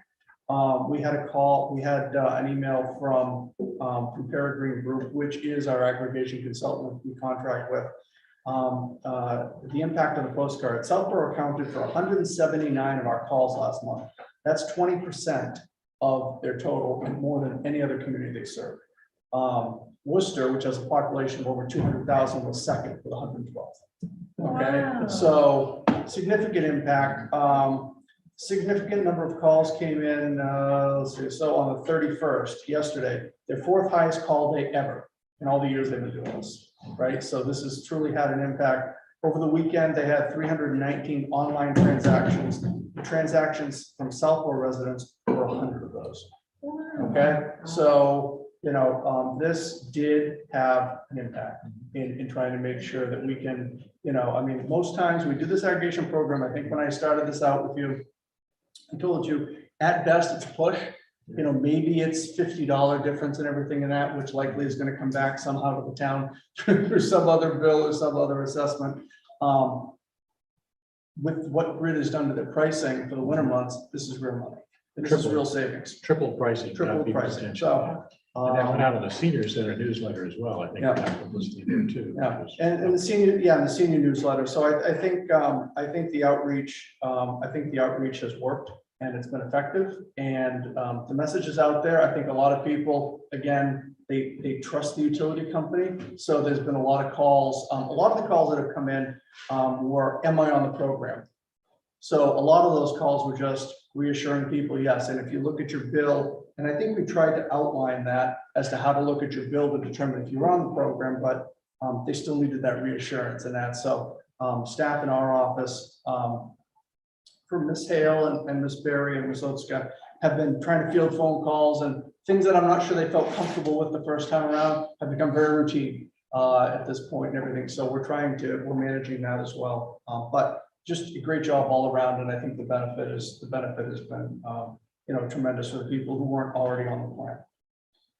The last piece that I had was just to give you an update on the property at 241 Turnpike Road, which is the old Andrea Restaurant. This has been, I was having a conversation with Lori Laboli, who's here tonight, our building commissioner. And this has been a long process that has been going on, a lot of conversations with the property owner. There were some issues that were brought to the town about securing the property, that there was ability to access the property. And so Ms. Laboli, Fire Chief Achilles, had taken steps and had conversations with the property owner who, to my understanding, and I checked again today to make sure it's still my understanding, has been very, wants to work with the town on these things. The chief, has to his satisfaction, that the building is secured, the building is boarded. I think there are still, some people who would like to see it fenced, but that is not something that's required. I'm gonna ride with the chief. If he's comfortable that the building is secured, then that is, that is where we need to be. There also is the owners of the property do have plans at some point to raise the buildings. However, they do have a proposal that is moving through our permitting process to, I will mangle this, and if you want to correct me, you can. Basically a car storage facility with a little bit of a showroom piece to it, because there are other two pieces of property which they're probably going to want to join at some point. They've already gone to ZBA and did get approval on September 21st. I'm not sure when they're scheduled for planning, but before they do anything, they want to get their permitting in line first. So they are agreeable to getting rid of the old buildings. They want to get their proposals done first. So I think it's, the fact that, we've got, two good department heads who have been working with the property owner, and the property owner has been very receptive to the questions, to the requests. And it's been a good working relationship. It may not be going as fast as people had hoped, but again, there's a process, and the property owner is trying to get everything in place for what they want to do with the property next, before they take the step of demolishing the buildings. So that is what I have. Any questions on that? Good job, Mr. Purple. All three things. Thank you. Okay. Oh, I'm sorry. One other thing just came to today regarding the tree bid. Oh, yeah. MAPC had the tree bid on Thursday. I'm sorry, on Friday. They opened it Friday afternoon. Quick correspondence today from MAPC. They believe they have a successful bid. They had two vendors. Everything appears to check out with them. They need to get confirmation from MassDOT that they agree with the results and everything in that. They can then make those available to the communities, and then we can contract. So they should move pretty fast. At this point. As soon as we get the information, we can enter the contract period pretty quickly, and then it's just a matter of beginning the process. Here's our list, and then we'll see how far we get in the list with the money we have. But we'll be able to do a little bit of an estimate based on the bid results as to how far we think the money's going to take us. That would be great. Can we, or should we prioritize that list depending on the money? If we can't get all the way through, I bet that there are things that we would prefer as higher priority versus lower priority. So I think the first goal is, let's see what the results are. Yeah. Let's do our own quick analysis of, given the costs, given what we have, here's what we think is reasonable. And if we do need to, you know, take a look, and if it's a small variable, then maybe you take a couple, you know, you figure out what you can take off for now until you see where everything ends up. But if it's a bigger thing, then yeah, we may have to provide a recommendation. Sit down with the tree warden designee to get his. Remember, recommendation. there's money in the fiscal year 23 budget too for trees too, so Correct. just a little bit, we should be able to do it with that, so let's just I stay think optimistic. that can be, I think that can be released out. All right, that's a good way to. And that's it. All right. It looks like that, go right ahead. Okay, consent agenda, we've got A through F. So anybody want to hold A? Yes. Yes. Okay, anybody want to hold B? Yes. C? D? E? Yes. F. All right, so we're gonna hold A, B, and E. Everybody agree? Okay, so can I have a motion to approve C, D, and F? So move. Second. Great, any further discussion? C, D, and F. All in favor? 5-0, 3 out of the way.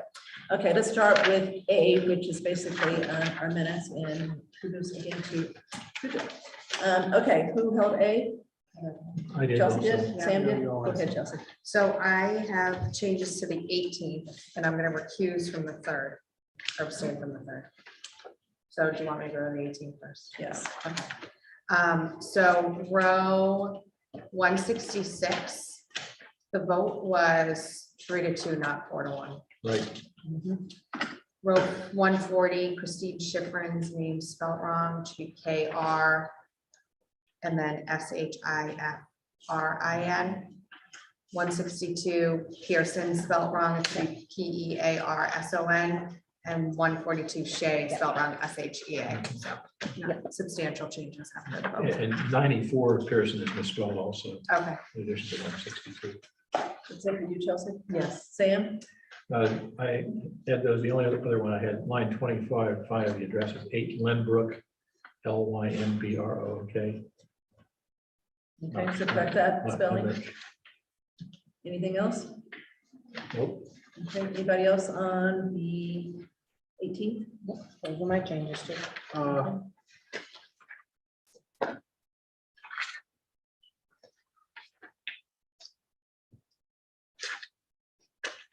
Yes, I had, and it's on line 158. So this is in line with correction to the vote, which wasn't 4-1, it was 3-2 because I voted no.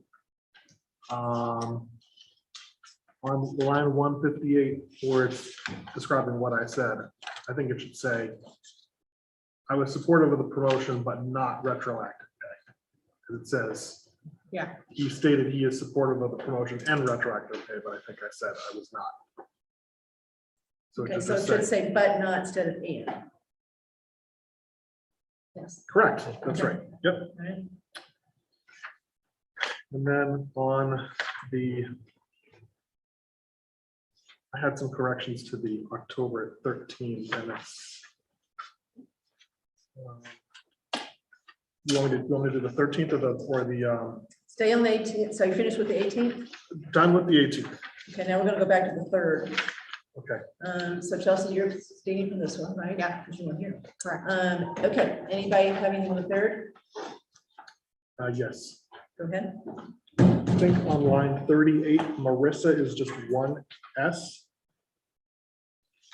And on line 183, VH should be EH. That's it.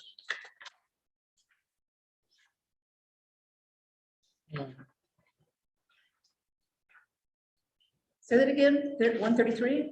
133, you're referring to VH Perkins. I think the contractor is EH Perkins. You're right. It is BH. Yep. Yes. Okay, Those are the only edits that I had for October 3. anybody else on the 3rd? Nope. Nope. All right, let's go to the 13th. I I've have, got a few on here. Anybody else on Okay. the 13th? so on the 13th, I would suggest that on line 16, after where it says approved police chief contract for Ryan Newell, maybe put in parentheses, advanced on agenda and approved as indicated, because that's what we did. You see on the vote was taken 7 to 8. So I think it's confusing to keep B there unless you clarify it that way.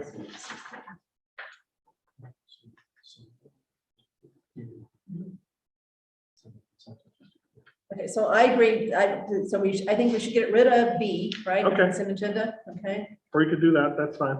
And then, Andrew, I'm gonna come back to you, but this is what, so Sam came in after we voted. So that 400, I just want to put in parentheses, Mr. Stivers arrived after we took the vote because we're saying he was there at the top. It's not clear why it's not 4, why they don't add up to 5. Well, you said it right. Yeah, it says Mr. Stivers. Okay, all right, all right, okay. So I think your instinct is correct. If you just eliminate B, I think Okay, so you're right. It does- it's all in okay. order. All right, so back to you, Andrew, on the 13th.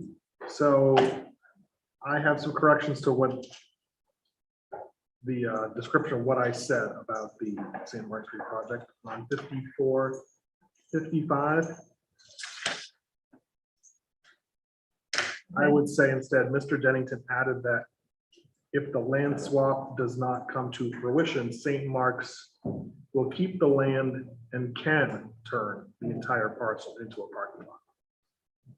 That was confusing to me. Well, I too. don't think I circled said that. St. Mark's has made it clear that.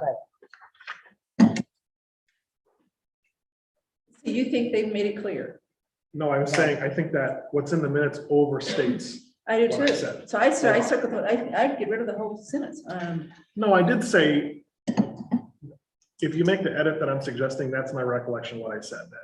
Okay, so you want to say Mr. Dennington added that St. Mark's, No, I would say, strike St. Mark's has made it clear that. okay, Instead just say, Mr. Dennington added that if the land swap does not come to fruition, comma, St. Mark's will keep the land and can turn the entire parcel into a park.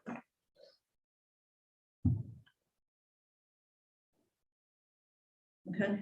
Yeah. Anything else on the 13th? No, Same? Lisa? Nope. Chelsea? No. All right, I think I got rid of that. Okay, this is nitpicking. So on line 20, he suggested, all I want to say is instead of taking this project out to bid, I want to make sure it's a rebid. So he suggested rebidding the project at the end of winter. So it's Yeah. clear that it's a rebid and not a Yeah. initial bid. Okay, go to 24. That's not what he said. So I just want to get rid of the to cover 15% surcharge materials. We just don't need that piece of it. Just have it period at the end of 400,000. Okay. All right, then, let's see, on line 26, Assabet could put the town in schedule for a fall 2023 start. Assabet's not going to dig the foundation, okay? All right. So you're taking out. I'm changing summer to fall for a Yeah. fall 20 start. And And I'm taking out to pour the foundation Okay. because they're not pouring the foundation. Yeah. Okay. All right, so to pour the foundation. So Bridget listens to this, Mark. Is that how she makes these changes? Or does Vanessa, or Vanessa? make she's sure? on here right now. Yeah, Okay. she's on here right now, but it Okay. takes a village. All right, so I'm trying to make sure she can understand this because we're talking fast. So just so get rid of to pour the foundation. Okay, now. On line 34, town council suggested the amendment become the main motion. If the board agrees, not main article, so main motion, change the word article to motion. All right, and then line 38, Ms. Cook stated that the proposed residential add year-over-year tax rate increase is 5.57% at this time.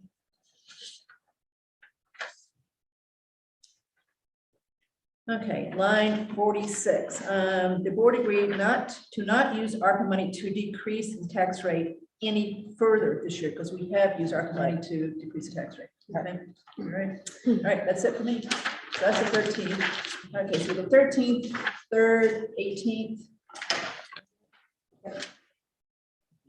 That's 1, 2, 3. Okay, yep. Okay, so someone make a motion to approve the 3rd, the 13th, 18th as amended. Can you break them? So moved. Excuse me? Can you break them up for me so that I can? Oh, that's true. Chelsea doesn't Yeah. want I to don't wanna vote on vote the for first. the We're going to do the 18th and the 13th. Okay, so the motion is to approve the 13th and the 18th as amended. So moved. Second. Okay, everybody agree? Okay, everybody favor, 5-0. Okay, the next one is to approve October 3rd as amended. So moved. Second, okay, all in favor? Okay, all opposed? Okay, so still, Chelsea has abstained, so that was 4-0-1 because she was not here that night. Yeah. All right, moving on. Okay, so we're now gonna go back to our Harper spreadsheet. So Vanessa, can you pop it up there? Didn't we? Oh, wait, We got hold more others? consent. We held Oh, others. sorry. Okay, I beg your pardon. Be honest here. Okay, so we held B and E. Okay, so B is the opening of the warrant. I held that one. Did anybody else hold that one? No. Okay, I just want to say, and I checked with Mr. Haggerty, so right now it's scheduled for March 25th. That is the last Saturday in March. That's what our new bylaw says that we passed in 18. I did look, and Passover is in April, so I guess it interfered like it did last time we did this at a normal time. So right now it's March 25th. Okay, so it's going to come fast. You know, we did it in June and then in 2 May, so we're going to have to move much faster this time. Do we have a schedule yet? No. Okay.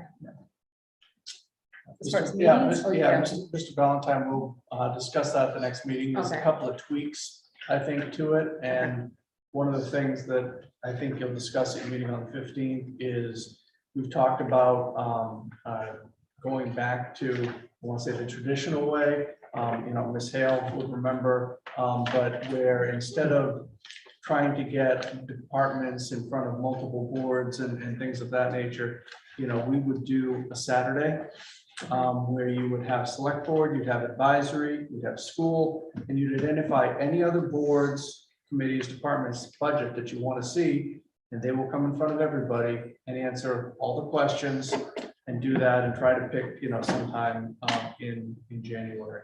and we'll reiterate this on the 15th Yes. when you're going. Yes. So when you say that was the old fashioned way, it's when was, I'm gonna look at Miss Hale, but has it been 12 years more? Probably about that. Okay. So I can remember a time on advisory where advisory did its own thing. Had people in that they wanted to pay no attention to the select board whatsoever. And then we go, well, what are they doing? And then most of the time, select board would come to advisory and say, would you please consider doing this? And we would agree, but we would literally pay no attention whatsoever. Select board did whatever they were doing, we did what we were doing. So I agree with this. Yeah, oh, absolutely.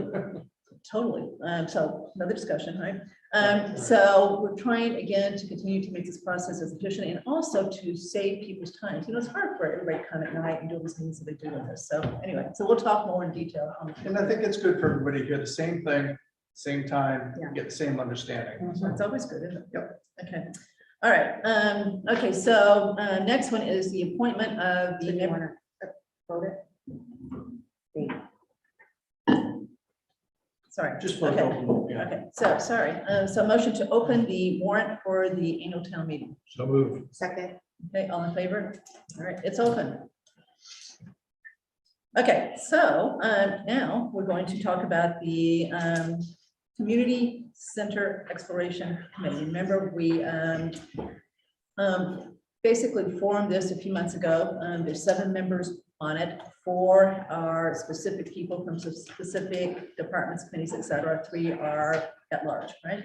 So far, we haven't had a luck with the 3 at large. We have no at large, but we do have the 4 seated that were specifically named as far as who they would be.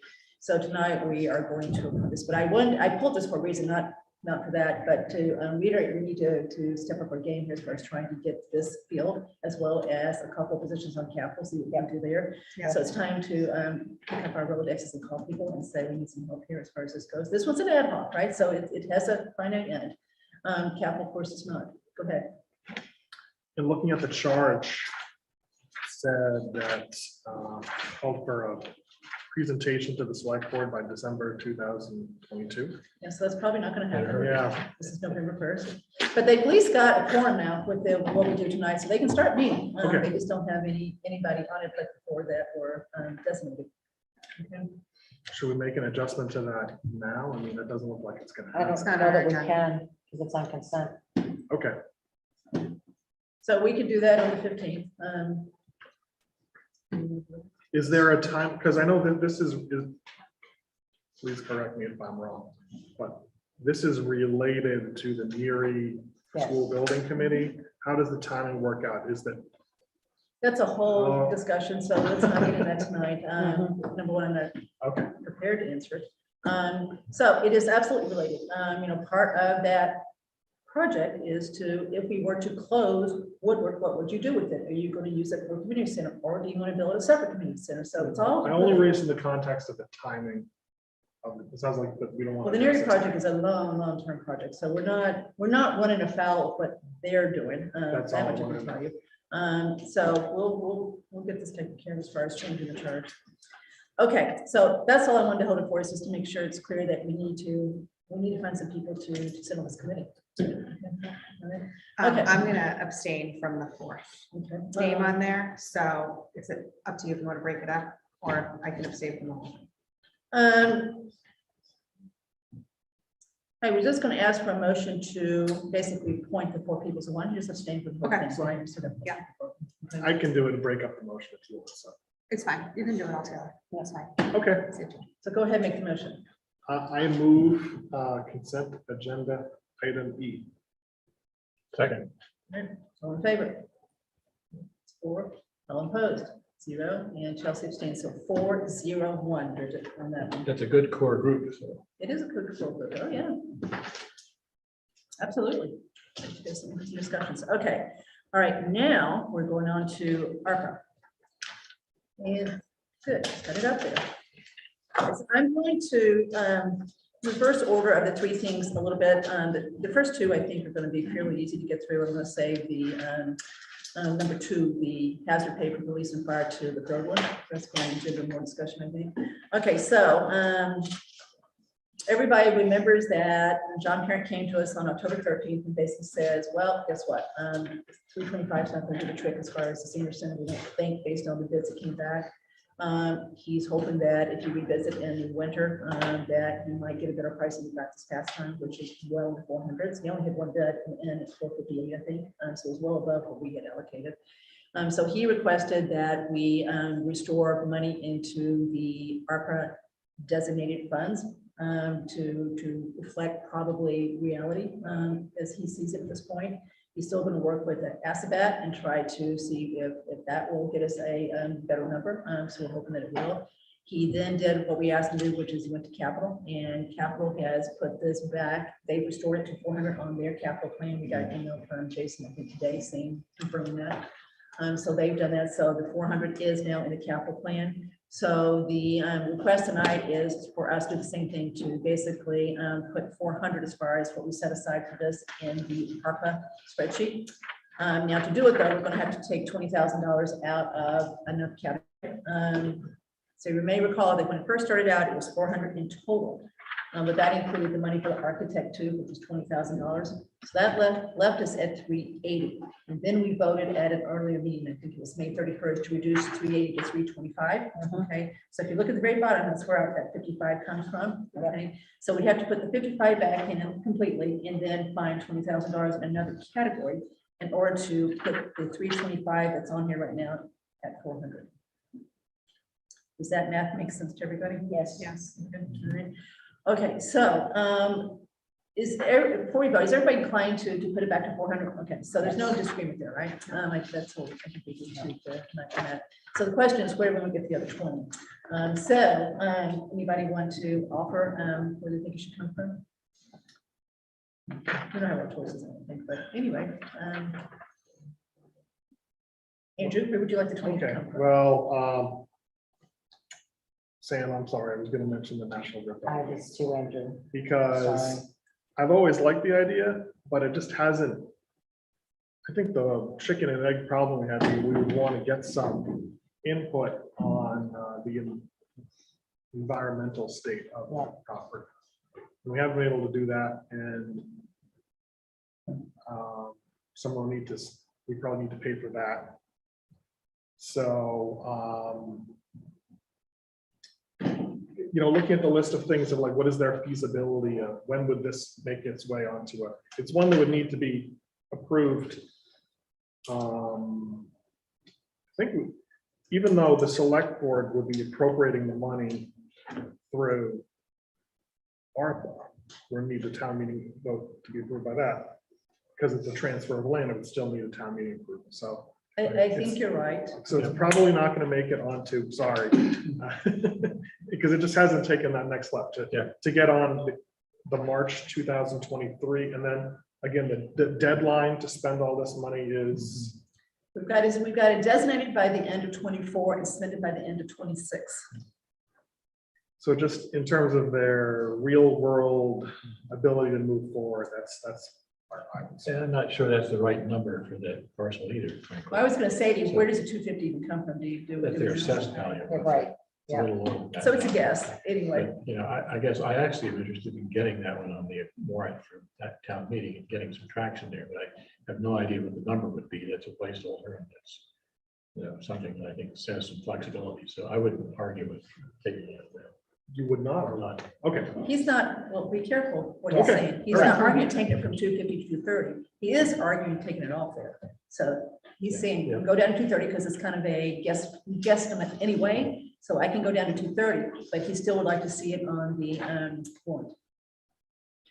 And I'm not necessarily against that. It just, I'm there's not some either. more information to get before we do that. I know, so we've said, I mean, we've all said this, right? I think the concerns, and I'm just gonna speak for me, is that we don't want to acquire dirty land, polluted land, and I think we need a real use for it. We know what we're gonna do with it, because I don't think there's a lot of people trying to get that. I think it's safe where it is, in National Grid's hands for now. I don't think there's a lot of people raise their hand to go buy it. I realize that the adjacent property is for sale, so I get that, but until, you know, we really know we've got a problem with it just sitting there, I'm not in favor of necessarily putting that in front of what I think are other more critical needs at this point. So Sam, we totally appreciate your diligence on this one, and we're not taking it off yet, but I do think taking it out there probably is good because it's a guesstimate as a number anyway. Yeah, We don't know I what the agree. number is. I think that was well said, Kevin. Yeah. Thank you. Okay, so you're okay with going down to 230, right? Okay, Chelsea? Okay.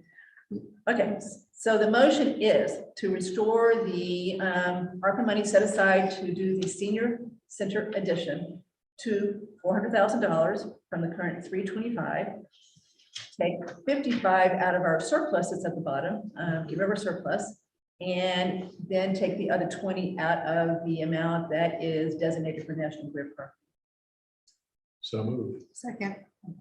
All in favor? So that one's done.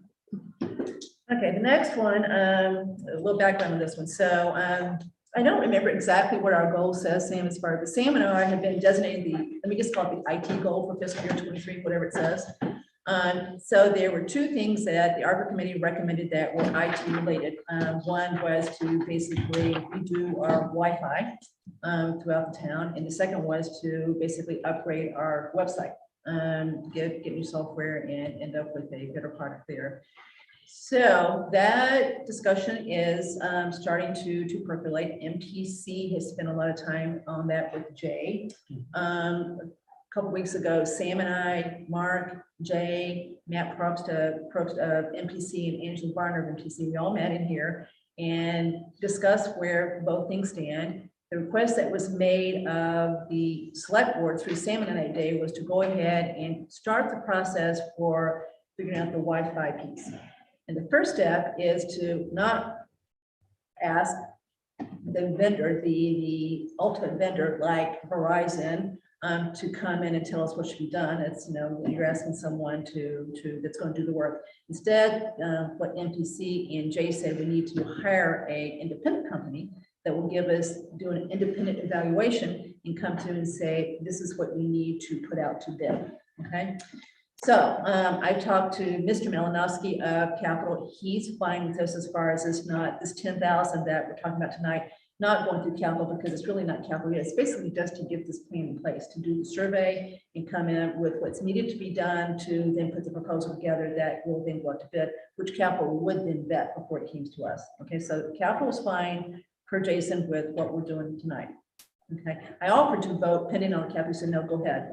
This is fine as far as what you're doing. So Capital's on board with this 10,000 bucks. This is what Jay asked for, and this MPC agreed. So far so good. So far, so good. I think just to provide just a little bit of color, all these companies will give you a proposal to do something probably different.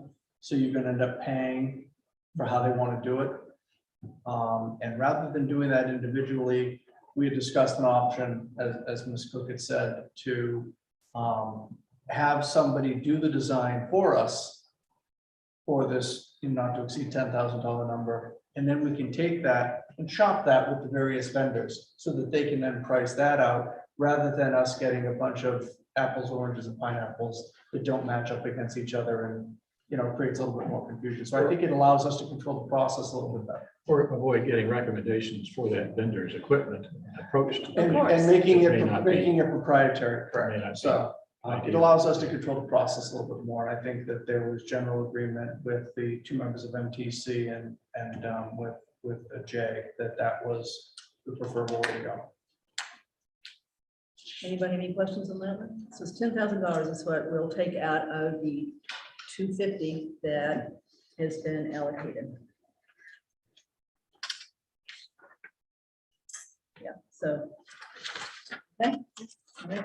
Okay, so the motion is to allocate $10,000 of ARPA money to this survey that's going to be done to basically help us design the Wi-Fi upgrade process.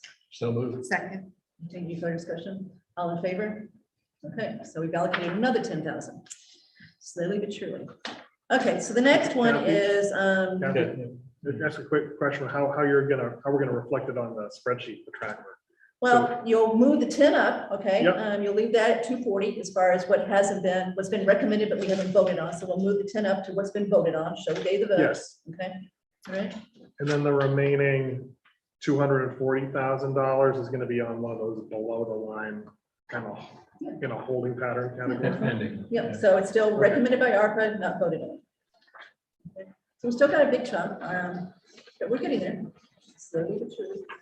Okay, so the next one is subsequent. So just to kind of recap what this was all about. I'm going to recuse myself as my husband is a firefighter in a neighboring community in the same district. So I'm gonna remove. We want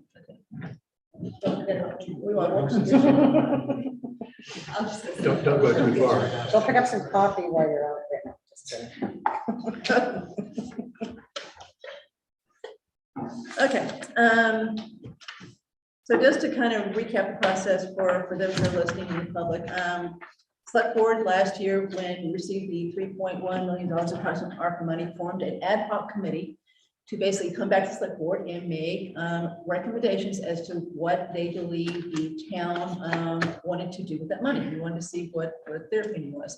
So they did a survey, they did some other things to basically conclude. So they came back with a list of what those things were. And one of those things was premium pay for certain town employees. Those certain town employees were basically our firefighters and our policemen. On the list of the survey, as far as results go, it was number 1, 2, 3, 4, 5, 6. It got 27 votes. And just to kind of tee this up, the one that got the most vote was general property tax relief, which by far got the most votes, 169. And then you had 2 that tied for next, which were sidewalks and the senior center addition. And then Sam, you got a lot of votes on this one. You must have done some campaigning on the national. So, national Voted 25 times. I didn't realize that. So you got 41 votes. Next one was mental health support for youth and family services, got 33, and then this one got 27. So that's kind of the background of where we are.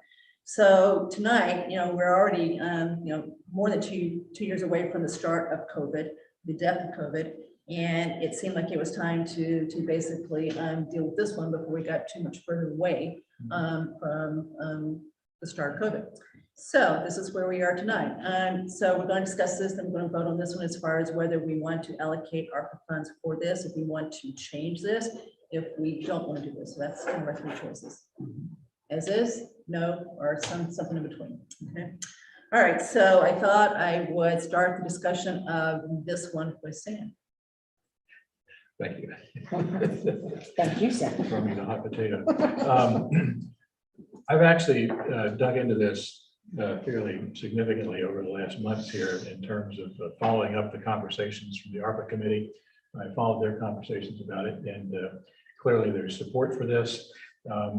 And to cut to the chase, I'm concerned about being able to do this fairly and consistently at this point in time, retroactively.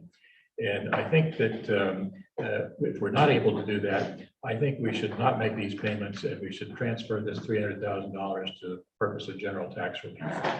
And so that's where I wind up. The rationale for that is, first, I clearly appreciate the work of the first responders, police and fire, and others during the pandemic. Critical resource, great job. But there were many others as well who actually stepped up during that time and did some personal risk. DPW, Public Health, Youth and Family Services provided similar support. And I understand the risk is not just to the individual responder, but risk is to families and friends of responders who were exposed to COVID at that time. So clearly it's a complex issue. And similarly, though, all town staff, including school staff, endured what I think of as pretty substantial hardship during this time, and both physical and emotional hardship to keep the wheels on the vehicle here during that time. And folks, I thought, did an outstanding job during that time. I think there are issues in terms of inconsistencies. How do you deal with staff who are no longer here? For example, I think for me, one of the heroes was the public health, the Board of Health nursing staff, who I could just watch getting ground down over that time as they tried to respond to pressures and support people during that time. And clearly, somebody like that, I think, deserves all the support we can provide. That person is no longer here, for example. So how do you recognize that? Other issues, new staff who didn't work for the entire time, how did they get supported this way? Different levels of risk and exposure for different functions. Again, there are a lot of ways that you can make this more complex. And as I tried to think about ways to do this fairly, I kept coming up short without being exposed to people saying, well, I did this and this person did that, so I'm not getting treated fairly, or you're overcompensating that person, et cetera. Another question is, how are other communities dealing with this? I actually dug around on this some as well, and I found an article by the Massachusetts Coalition of Police that did a survey and found 36 towns that were providing this pay, which is about 10% of the communities.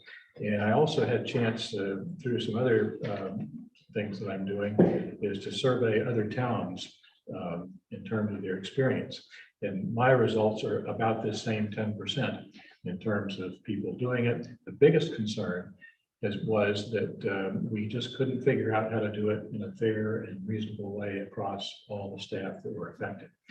And so the issue for me, again, is that clearly you got to recognize the effort that many town staff put into this process of keeping the government running during the COVID exposure time. And public safety staff was at the forefront of that, clearly, and I think everybody else appreciates that.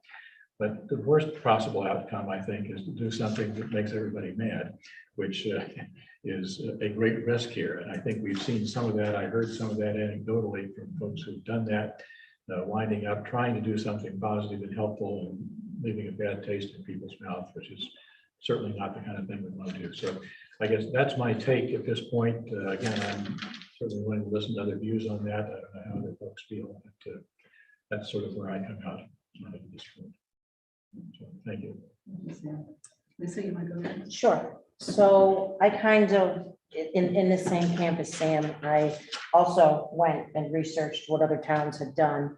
And actually it's 37 now, because in October, Reading actually allocated 900,000 to 700 staffers, but they spread it out again to schools, not just first responders. They actually called out custodians and cafeteria workers. So I think my sentiments are very similar in looking what some other towns did and kind of the percentages they put. Interestingly enough, Arlington actually allocated $500,000 to public citizens that worked in grocery stores or whatever. You could actually apply as a taxpayer. Can I add to that? You may. Arlington was one of the ones that I talked with as well. And the comment I got was that they somehow wound up with a surplus of COVID money. ARPA money. Yeah. And the gentleman I talked to said we were struggling to find places to allocate that, Yeah. which is a strange position to be in. So we're clearly not in that mode. No, we're not in that boat at all. Yeah, and, everybody put a different criteria. Lowell did public facing positions. As I kind of went through the 36 towns, and it was interesting what some of them had done. Some had used it as retention bonuses in different ways. Milford, which was one of the closest ones to us, I think took kind of an interesting take on it. And I think, Sam, to tie into some of what you said, there were volunteers that gave vaccines. Yeah. So for me, it's finding that equity on how everybody that took a huge risk, how we could compensate everybody. Either we do it right. I agree. We either find a way to do it right, or we just don't do it, and we allocate the money potentially to, lowering the tax rate, which we know we have a lot of things coming up in the year. It's hard to do retroactively as well at Yes. this point, which is another challenge that folks mentioned to me. It is. And I'm just trying to look over just a couple of the quick notes that I had pulled together. So again, for me, it was about trying to find the equity and the balance, and in hearing from other towns and how they did it, no one seems to have found that. And I think it potentially creates a huge morale issue within the departments that we have in the town. Everybody stepped up to the plate in some extent. I mean, they may not have necessarily dealt with the public, but the DPW, you mentioned, they were out there every day. The transfer station still went on. The Board of Health did like tremendous work with clinics and, volunteers participating in Westboro and Southborough and Northborough. And again, that's not to take away what everyone sitting here has done, because I think they took a tremendous risk as well. But it's in finding that equity that I'm struggling with, Sam. And I don't think the equity lies within just one group. And I certainly didn't find it from anybody that I talked with. Even the ones who did it said that there was pushback, some discontent. And so it's unfortunate. Interesting. Well, you both have pretty succinctly summarized some of the same concerns that I had. This item has always been in a bucket, just kind of been in itself. It doesn't align with the ARPA spending categories in the same way. And so I can't really add to anything that you just said, but I'm very glad that you did that. That was I remember asking the committee of the ARPA committee back in the spring, were you able to find out, did you find out what other towns had done? Because that was going to be a factor in how I voted on this. And that's very interesting, the information that you've gotten there. My follow-up question to you, Sam, is if your suggestion is to essentially transfer that money to general property tax relief, are you saying that's in a bucket where you are committed to using it only to reduce directly, essentially to pay for other things like He didn't say that, Lisa did, but it doesn't really matter. it doesn't matter I think we because got it's still if we decide that we, I thought Sam said something similar along those lines. Yeah. well, maybe, okay, sorry. Yeah, it did say that, but I guess my intent was that we've actually used that general property tax relief category for things that, again, in my mind, would offset having to increase taxes. So, for example, we didn't take our money. Capital, That- whatever, yep. identifying a capital item and that you have it so that it's not on a capital article. Or other one-time spending. Okay, thing. yes. That's what we're looking for, is one-time Yeah. spends. Yep. So, we could, if we decide, it sounds like we're all on the same page as far as this item. So the question is, where do we move it? So we could move it to that, or we could just move it, let it drop down to the bottom where we've got total flexibility how to use it, and move it back up to property taxes. So I don't think it matters whether we put it in because that's still our kind of our, catch-all bucket, right? So either place is fine with me as far as where we put it, if we take it out of where it is right now. Mr. Chairman, You're gonna get talk, I promise. We know everybody's here. We know that we're probably not making you guys very happy right now. Okay, so my take on this is very similar to what Lisa and Sam said. I have talked to several people that I have great respect for as far as their opinion, to try to form my opinion. This one's bothered me all along, as far as, you know, the decisions we made thus far have been pretty easy, right? As far as what to do. I think, and we all, as far as the other things, we all want sidewalks, I think. We're all for upgrading, you know, Wi-Fi and making sure our IT is where it should be. This to me was a hard one. And so I have truly struggled with it. I have really thought about it driving around.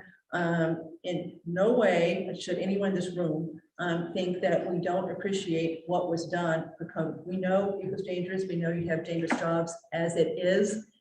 We know that what you did when you had to go to people's houses was extremely dangerous. The problem I've got is the schools. I've always just been stuck on the teachers because I dealt with that piece of it. I also dealt with using family services a lot as far as what they had to do. So I just have trouble excluding anybody from this. So we took a look at how many people would if we did it with everybody, what would be? It'd be 600 people. So it would dilute it, so it would almost be meaningless. It'd be $500 a person. By the time you took taxes out, it's maybe $350. So that didn't seem to be the right way to go. And then you really do get an issue as who gets it, because you've got a lot of turnover every year, right? 10, 15%. So it really would not be fair to give it to someone who wasn't there during this, and then leave out people like the nurse is a classic example that, you know, worked 60 hours when she was being paid for 19. Leave her out too. So it's, you know, it's one of those that I hate to call it a no-win situation, but it probably is a no-win situation here that I just don't think we can do this right, which is truly try to appreciate every single person. Everybody stepped up in COVID. Everybody did what they had to do in their role to keep this town rolling, including Mr. Purple. All the stuff you had to do from home. We never knew how to work at home before. You didn't do that ever. So all the stuff we had to learn on the fly. I mean, you shut down, boom. Then you had to figure out how to do it. So I just got a problem with basically allocating money to a specific group when everybody did what they were supposed to do to keep this town in business. Okay. Chief Achilles, would you like to? I would. Comment on this one? Good. And good evening. I appreciate the opportunity. I appreciate your positions. And in no way am I diminishing any effort that any other town employee made. And that's not my intent. But when I submitted my request for this initially, I think I wasn't looking at premium pay, that we actually went to work. A lot of people went to work in different ways, and in no means am I diminishing that, whether you work from home or didn't. A lot of people made this town run. However, I think both the police and fire departments, I'll speak to the fire department, was in a unique position. And I think it is worth recognizing, and it's okay to say that they did something different. Because early on in the pandemic, we didn't have a lot of opportunities to alter our work or how we did work. We were implementing strategies that we weren't sure were going to work to protect our members. And we had people going home and putting their families at great risk that I don't believe any other department employee did. So I think it's more of a hazard pay. And Kathy mentioned, our jobs are inherently dangerous. But we have measures in place, training in place. It was pretty challenging to manage this and to have our members exposed at no fault of their own to get line of duty injuries or illnesses directly from patient contact that I don't think any other town employee experienced. I know that we were going home and having to doff all our clothes, shower, and separate from our family members. Again, I know that one of our shifts was exposed directly from a patient early on when it wasn't clear of what your signs and symptoms could mean or what it would mean for hospitalization. Some of them have children, most of them have children. It was pretty significant. And I think that, again, no disrespect to any other town employee, no other town employee experienced that. So again, it's my recommendation that you do identify that hazard that was unique to both departments. And I think, I don't think there's inequity, because I think during the response, there was a lot, there was some inequity. We weren't able to not do what we do. We were not able to stop treating patients going into the hospitals, where a lot of people had the option and opportunity to work in different ways or isolate themselves in different ways to protect themselves. And the men and women of the fire department were able to continue to come to work, even though there was extreme uncertainty about their own health and well-being, but I think more importantly, their family. And I know the police department experienced something very similar. So I think there is a way to provide this hazard pay. There's a way to recognize people that were here from, I would say, the length of COVID, and those that were not here for the full length, that we could abridge their pay in some manner or way, so that you're not just getting paid because you exist on the fire department. I would appreciate your support or your change in positions. Again, I recognize how difficult it is, but this was unprecedented. And much like the nurses and the physicians in the hospitals that couldn't work remotely, couldn't do it by Zoom, had to isolate and quarantine on their own, even though they didn't know what they had. I think that's worth recognizing for the first responders. So I would appreciate some level of reconsideration if you could, but recognize it's a policy decision that you have to make.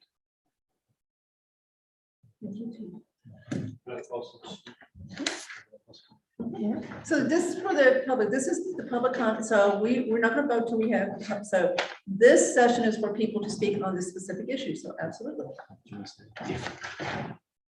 I just wanted to add, Introduce yourself, so we know who you Chief are. Rule, I'm sorry for my attire. I just came from my daughter's field hockey game. Undercover. I also wanted to echo the chief's sentiments on this. It was an unprecedented event, and our officers, our firefighters, there was never a question about whether or not you'd come to work or not. We had to show up. We had to be there. We had to handle calls. We had to go into homes.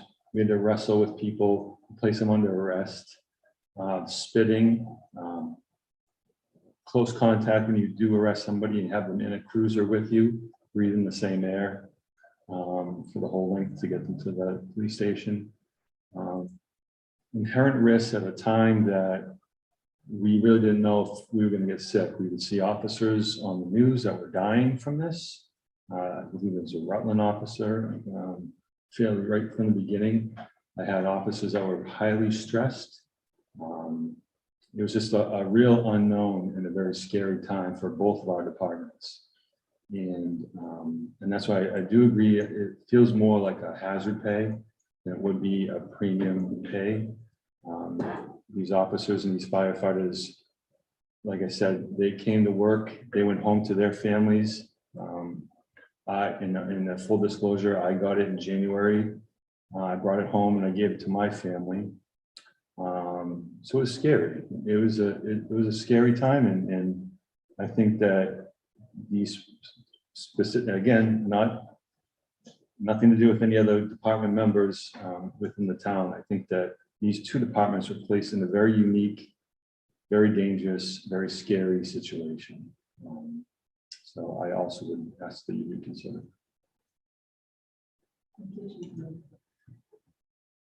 I'll answer any questions if you have any while we're here, or So any questions for either the chiefs, and then we'll open up to anyone else that's here that let them speak to this one. I guess I'd be curious, do you have a model or proposal about how to deal with things like people who are, not there during the prime time, if you will? I think Chief Kelly indicated some sort of prorated approach might be appropriate there. And what does that do to staff that are relatively new who weren't during, I've seen, for example, period of March of 2020 through the end of 2022 or to middle of 2022 into 2021, I guess, somewhere in there. I think that it's reasonable, and I won't speak for every member of my department, but I think they would recognize the fact that if you were employed with the department from January 2020, probably through the peak, the second wave that we had, and maybe we set the date of December 31st, 2021, or I know we had a bump in the spring, that if you work the entirety, you would be eligible for the full hazard pay, and it would be prorated based on your time. Much like a contract, we don't go backwards or somebody to the left to give them something that they're not currently employed and get a benefit. So I'm not concerned about that. But I think there would be some understanding that if much like we're doing with the call members, my proposal was they wouldn't get the full premium pay because they were used in a different role, and we would recognize that. So I think there's a way to do it that's equitable for those that had the highest risk and the longest exposure. So I think there's a way to do it. Okay. And by the way, I use the term premium pay because that's the ARPA term, that's in the ARPA regulation. So, Chief Newell, any different proposal for how you might do that if you're going to consider? I agree with you, Chief.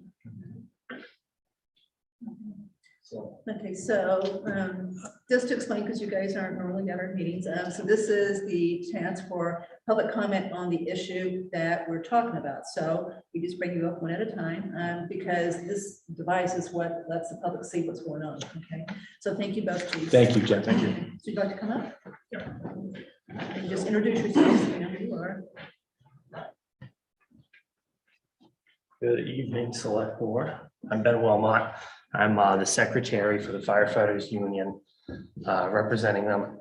I think our two chiefs did an excellent job so far, making a point that we would also want to make, that there was a realized increase in risk for firefighters and police officers who were still working, especially through the beginning of the pandemic when there was very little info about what risks actually existed.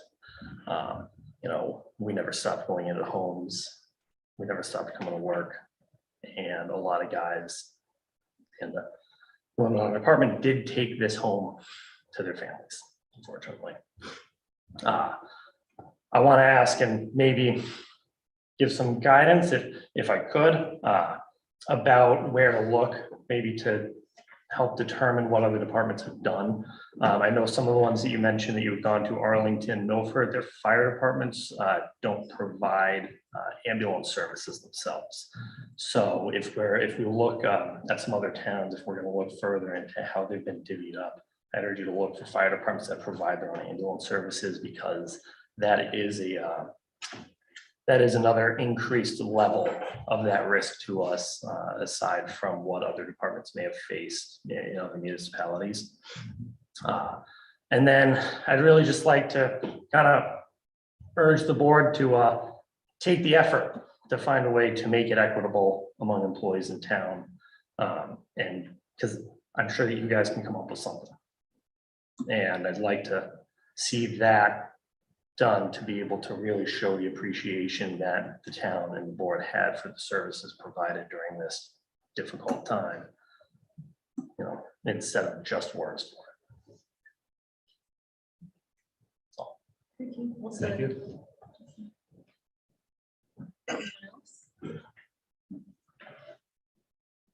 Good evening. Neil Spacey, I'm one of the shift officers for the department. In January 2020, I left fire prevention, lived in an office, and went back to the street just in time for COVID. I want you all for a minute to take yourselves back to March 2020, not today, because today we know much more about this virus. We can all be like, it wasn't that bad. Put yourselves in March 2020.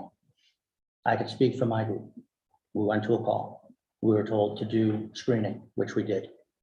But the people didn't understand the screening. We were told to wear surgical masks, which we found wasn't a good enough barrier.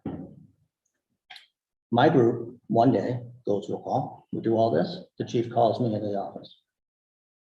Hey, you know this COVID thing? Yeah. That person you transported is positive. And she's really bad. They transferred her up to Boston. Okay, what is COVID? Well, we don't really know yet. Right now, this is, if we're all old enough to know, the AIDS epidemic. What is this? Can I touch a surface? Can I drink out of a water bubbler? This is what we were dealing with while many other people could be in their homes and be safe and secure. We are out there working in that environment, not knowing what it is. So in my head, my 10-year-old at the time, you know, what do I do about him? My wife, she's working from home. She's in tech, she can do it. What do I do for that? We have other members. So now I have to bring in with the chief, my other members on my shift and explain to them. Well, one had to go live in another house because he had a baby. Another couldn't see his kids, who he sees all the time. He's divorced, shared custody, couldn't see them for months. And that member lost their taste and smell for 364 days. Now, while this is all going on, we don't know what it is. They're talking about people are going to be in the hospitals. They're going to be intubated. They're going to be on breathalyzer. We don't know. You know, I have slight asthma. No one knew. We didn't know what it was. And that was the environment that we were working in. And it was downright scary for us, our spouses, our kids. That's what we were in. Remember, when this started, it was wipe everything down because you might get it. Don't be within 15 feet. All these things were going on that now we forgot about because we're past the height of it. But we lived through that height, straight on, in complete darkness. But we still did our job. We still did it. We still got in the back of a box of an ambulance, confined with these people to take them to a hospital, which we knew was exposure environments, and then come back and live together and hope that we didn't give it to each other, which we did. Many of our members got COVID. I would add that a lot of the people that ended up coming back to in person was post-vaccine. So there was always a vaccine out there. So even when schools went back, there was a vaccine out. There was an understanding. So I'm not, again, just as everybody else is reader, I'm not discounting what everybody else did. Do the emergency management, I understand the whole scope of what everything went into it, all the way from the start to even the FEMA reimbursements that are going on now. But don't look at it now when you make this decision. Look at it in March 2020, when you were even sitting in your house worried about what is this? We were going to people's houses that had it. And we were still doing our jobs to take care of them, because that's what we do.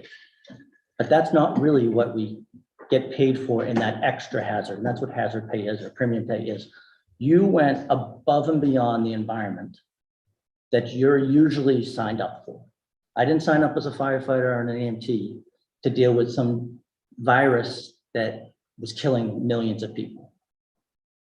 But that's what we did, and none of us went home, and none of us didn't come into work. We still did. And we still went home to our parents, to our families, and we still came into work. So I would like you to look at it that way and not in the grand scope of COVID today. Thank you. Thank you.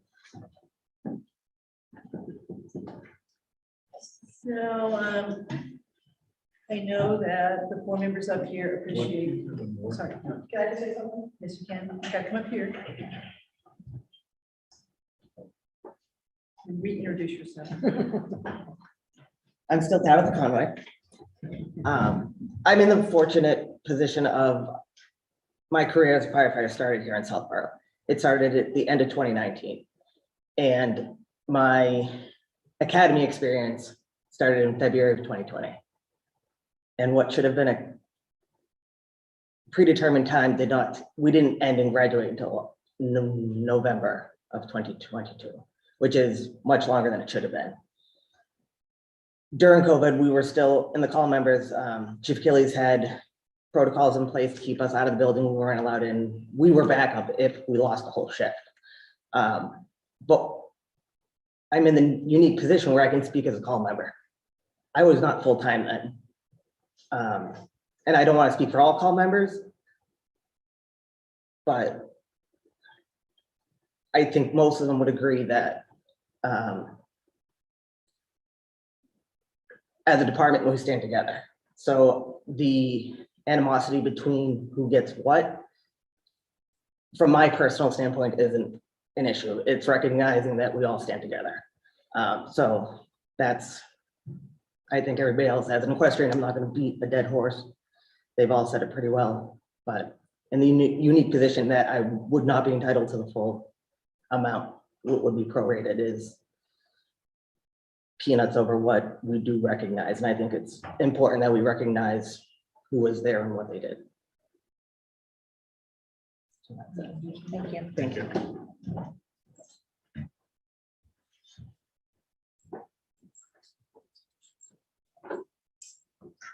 Good evening. Good evening. My name's Tim Cole. Actually, Neil's my shift officer. I worked here for the last 7 years. I actually came up from Rhode Island originally. So I got COVID in 2020, April of 2020, excuse me. And it was a really tough time for my family. You know, FaceTiming a 2-year-old and trying to explain why dad can't be at the kitchen table and he has to be down in the basement. It's pretty awful because you can't explain that to a 2-year-old. You know, it was very tough for my family. It put a lot of stress on our family. The first time that we were sent home, when he was talking about it, my wife actually left with the kid and went to my brother-in-law's home. So I was home for about 10 days until I got tested to see alone, just to see what was going to happen. My wife was calling me. We didn't know what was going on. We didn't know if, you know, who knows? You know, hey, I got to call an ambulance. I'm having difficulty breathing, or whatever the case was. And I can tell you, and I bet you he can tell you, that when my doctor didn't send over the fax note that I was okay to go back to work, I was irate because I wanted to be at work and get through this time. And, you know, I'm not discounting what you guys did or didn't do, but it really was a stressful time for everybody on this department. And that's all I got for you. Thank you. Thank you. Okay, well said, everyone. Thank you for speaking so eloquently and calmly. Very helpful. Okay, so back to the select board. Does anyone else want to make a further comment after what we've heard? Yeah, I guess I'm going to rethink some of this based on what we've heard. I'm not prepared to make a decision tonight on it personally. Okay, Andrew. You want to defer this for, I don't know that my position is going to change, but I mean, this is obviously difficult. I've listened very carefully to everything everyone said. It's, you know, a lot of people experienced. I understand that you were in a unique position in many respects. It was just difficult dealing with an issue like this in the context of a fiscal spending decision, you know.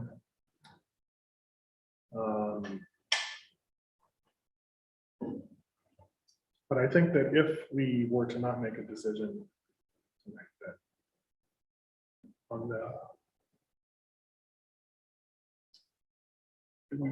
we should just make a decision at the next meeting at the February. Will be not February, November. That's 15th. great if that's the next meeting. Under the theory that we need more time, because, you know, it's public discussion. I don't know what new information we're going to have on the 15th that we don't have tonight. I'm happy to postpone it if that's what everyone wants to do. But I just think we may be delaying the inevitable at some point. And the further we get away from March of 20, the less direct this is to what happened in March of 20. So I still think we need to make a decision soon, if not tonight, as far as whether we're going to allocate this money to this category or not, or some of this money doesn't have to be the whole thing. We would be, use a different number. based on the information you relayed with Sam, like a minority of communities. That Right. And again, I agree that making a decision soon is very important, and I'm prepared to do that. I just like to think about, Okay. Fair enough. potential other options. I don't, can't think of anything right off the top of my head, but I'd like to think about it. So again, for me, it's not about what the risks that were taken. And yes, at the beginning of COVID, there's no question the risk that you put yourself and your families at. It still comes down to a little bit of equity for me. There were nurses at the schools that were testing kids and vaccine clinics and vaccinators, and it's just finding that right equity. I'm not against necessarily doing something. I just don't know what it is. And I think it encompasses more than we're talking about tonight. I think it's a broader discussion. If I had to make a decision tonight, based on one group, I don't know that I could support that, because I don't know necessarily that that's the right thing to do. Again, there were teachers that, went to schools when schools did come back. Yeah, there were vaccines, but they still got sick. They still took COVID home to their families. Maybe not necessarily at the beginning, but I think it still happened. If we're going to allocate this money based on a 2-year period from 2020 to 2021, I think you've got a lot more people that are affected in equity from this. If you're looking to do a small window of from March to December of 2020, then maybe you might be looking at a different window. I think for me, that's where this board has to draw the line. If we're going to look at 2 years of COVID, it's a much bigger discussion. I think that it would be a very long and imperfect process to follow to try to set the line. Where you would begin, where you would end, what departments would be included. And I think it's hard to see a result that leaves everyone happy. And I think, Andrew, again, so 37 towns, and out of those 37 towns, we've talked about Milford and Arlington that I think you said don't have fire. So that actually, Don't have ambulances. ambulances, I'm sorry, I take that back, everyone has fire, sorry. Ambulances, so maybe that even takes it down to now 35. Again, I think every board that's considered this, and I will guarantee you this discussion has come up many boards across the state. And I think everybody's faced with the same challenges. And I think that's where I'm at, is I want to do the right thing. I want to do the right thing for you, but there's also others that I want to make sure that should be included are included. And it, again, it comes down to equity for me. So I don't know what else to say. Which I'm interested in as well, certainly, but again, I'm wondering if I missed something in terms of an opportunity to approach this differently. So far, I don't think so, but I'm certainly prepared to think about it a little bit more. This is hard. I think I'm going to say Lisa is seeing the closest to how I feel right now. I just can't leave out the others that I think did also took a lot of risk. We can start naming them, and then we get so subjective. I think if you put 10 people in a room, you'd have 10 different ways to do this. So I don't see how we come up to an agreement if we say that we want to do this, but we also want to broaden that pool to others. And if we broaden it to everyone, it dilutes it so much. I think it makes it meaningless. And to the group here, we have actually heard from another town where they did do something similar, and they said in the end they wish they hadn't. that they made no one happy. Everyone was unhappy with the way it got done, so they did it, and they wish they hadn't, just because of the way it turned out. So we heard that too. So this is really, really tough. And then if you go back to the two departments we're talking about, I think even within those departments, there's different levels of people who took different levels of risk. I think that there are certain, people there, not everybody goes in ambulances, for example. And so therefore you probably had that group that took the most risk, and you could fracture death. So to me, it's even hard to do it within the two departments as far as seeing everybody took the same amount of risk. So I think I'm still where I was when I came in, although again, this is the hardest one by far I had to deal with. And in no way do we want anyone sitting here thinking we don't appreciate you. That is as far from the truth as it possibly can be. I think the chiefs know that. I hope you guys know that, but I can't get there. So. And I can't get there right now either. I'm hoping that maybe I'll. So we'll, have a if you different want to idea. wait, we'll wait. Okay, so we'll table it for, I mean, I think that's a reasonable request if one person wants a little more time. to I think about agree. it, so we really come up with, because I really would like to see this to be, a decision we all make together, and not one that is, a split vote. I agree. This one I think we should do together and try to come up to an agreement. So why don't we table it for tonight, not vote? We'll put it back on for the 15th and do it again. And we'll all dig some more and see if there's, again, a better way. All right. Thank you. Thank you. We don't want to take away from from anything that happened this afternoon. It was a beautiful ceremony. We're very happy, very proud of everybody that was part of it today. You got to see all your kids, where they pinned you. That was great. So. Thank you all for Thank you, coming guys. and for sharing your viewpoint. Very important. Thank you. So one of us needs to get someone else. I think she'll know if she's on there. Is everybody? Yeah. Andy, do you want to take like a 2-minute Yeah, break? let's take a 2-minute recess. You're usually the one that suggests that. I was waiting for you. Thank you, to suggest everybody. Yeah. Thank you. guys. Thank you, guys. And she can come back in. So Chief, this is really hard. I promise you this is hard. So Is it still we're on? gonna take it up again. Okay.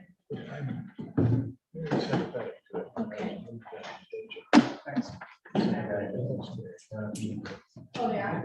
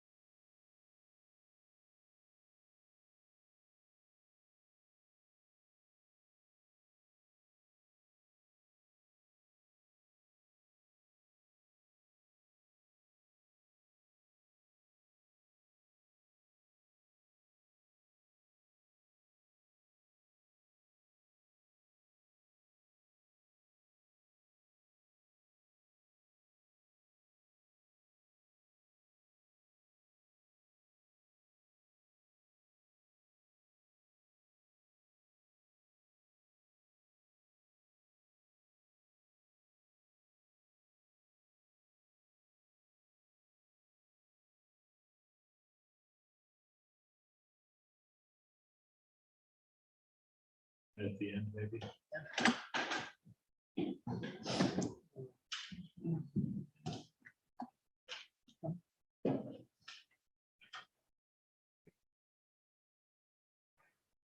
Okay, so we're back in session.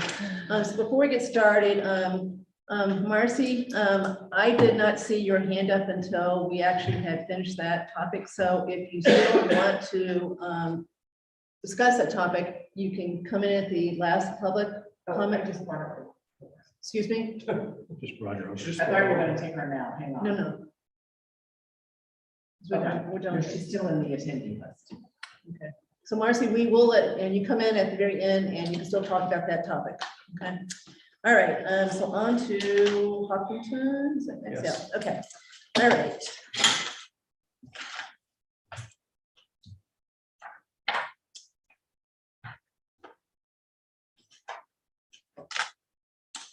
Okay, so to tee this one up, tonight we're going to continue to discuss allowing Hopkinton to contract with the MWRA, or to connect to the MWRA water supply through Southborough.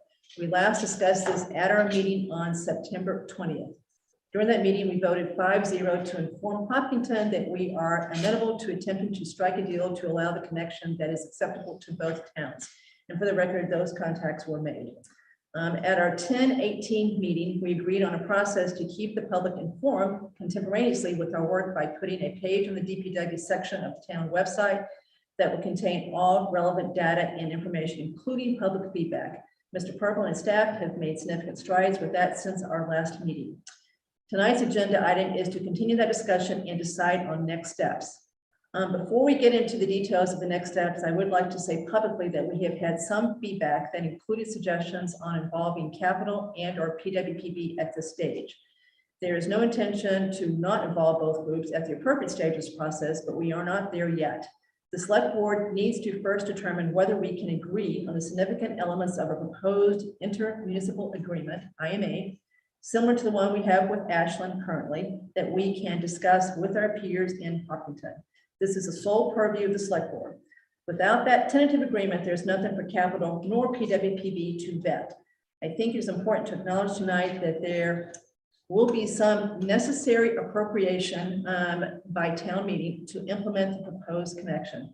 At the minimum, we will need to fund a peer review of the proposed engineering plan, even if eventually reimbursed by Hopkinton. And therefore, the select board would not sign a final agreement with Hopkinton without an affirmative town meeting vote next spring. And I think that's probably the most important sentence I've said thus far, okay? If everyone agrees with that statement, then it seems that the next step the select board to take is to define the main terms of a deal that we believe would be appropriate for Southborough, and then find out if there's a deal to be consummated with Hopkinton that includes those terms. The select board would take the step in an executive session. It's a contract. We can't negotiate a contract in public. And we'll do that in the very near future to keep this process going forward so that it would be ready for town meeting if that's where we end up. I would also strongly recommend that select board continue to ask John Butler to continue working with us through the next phase because of his specific knowledge of water and all the other attributes that he has that would be helpful in this process. So, discussion. We also talked last time about Mr. Butler doing his presentation that he did for us with Public Works Planning Board and the Capital Budgeting Committee. I believe he's in the audience, but so I'm going to speak for him for a moment. We'll see if he wants to come over. But it's my understanding that he's talked to Mr. Malinowski about this, and Mr. Malinowski believes it's too soon too, that we should go ahead and see if we can come up with a deal. And then at that point, capital will be asked to do that specific things that have to be done. So Lisa, it looks like you don't agree with that. No, it's not that I don't agree, Kathy. I'm just trying to think how we can simultaneously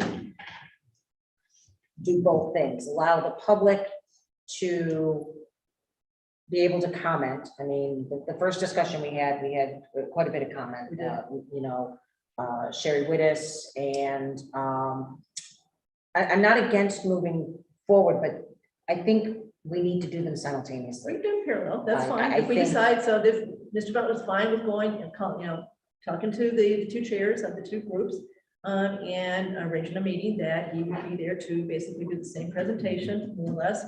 Ms. Galligan is still here. She was here too. And then, give the public another chance. Now, this is soaked in a little bit to ask for the question. That's fine. So I'm just telling you what Mr. Melanos said when Mr. Butler talked to him about it. So I'm trying to just sort of relay details that I know, facts that I know. So can I just jump in again? Sorry. So if maybe Capital doesn't think it's ready, then maybe Public Works Planning Board spearheads that. And again, it's just another opportunity for the public to be able to come to ask questions. So if maybe Capital doesn't think it's that part in the process, maybe could we ask Public Works Planning Board to Sure, meet? and they've had the opportunity to weigh in on that. We have talked with Mr. Boland, yeah. Sorry.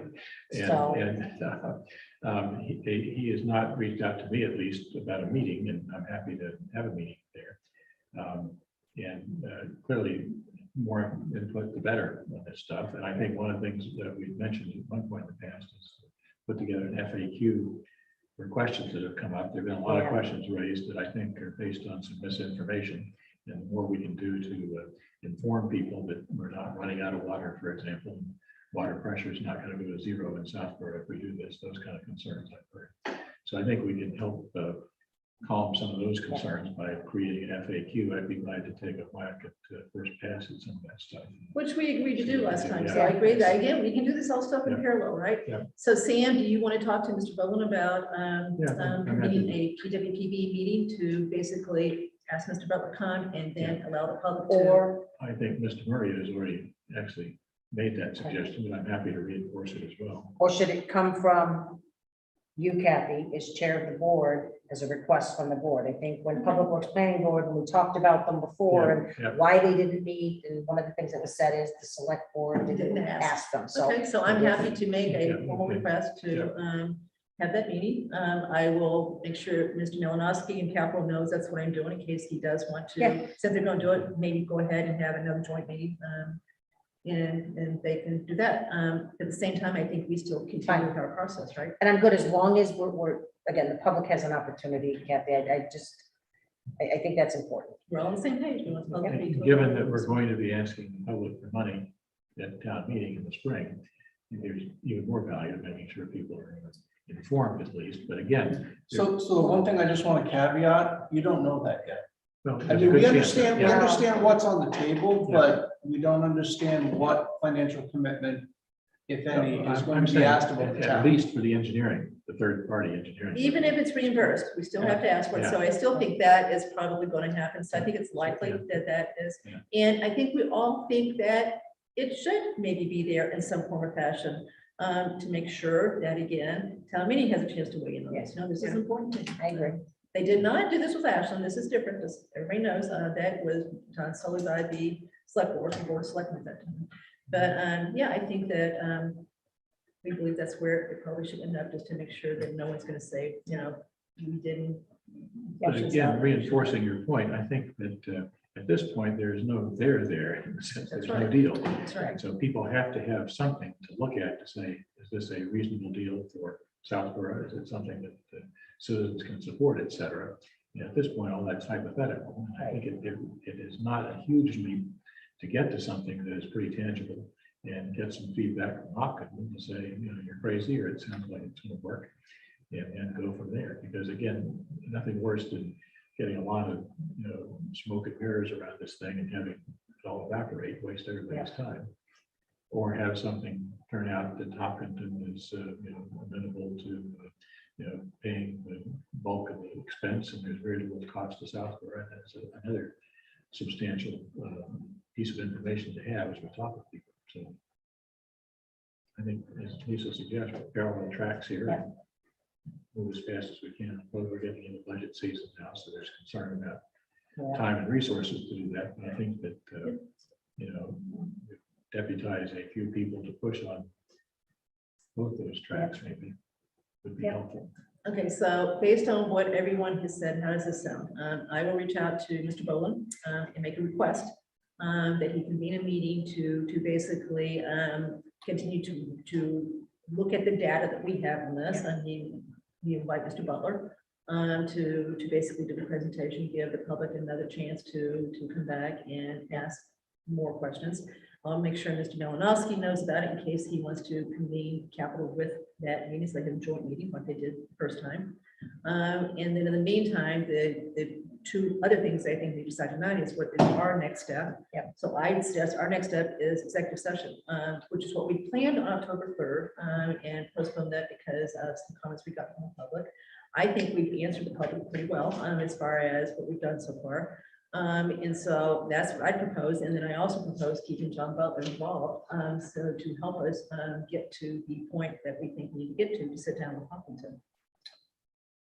He has his hand raised. I agree. Mr. Butler has his hand up too, so maybe he has some comments. Okay, so you can go ahead and bring him over, but let's let this select board talk first. He's in the room. Okay, he's there, he's here. Yeah, he's in the room. Okay, so John, hold on for a few minutes. Let's let everybody weigh in on what I've said so far, and then you can do your thing. So, Andrew.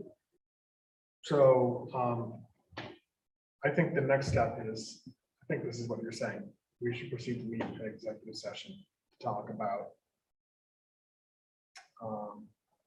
potential letter of intent terms that we would propose back to Hopkinton at our next meeting. Because one thing that struck me is I was just trying to look for it here. What was the date when Hopkinton DPW director and I believe it was the town manager came and made their presentation?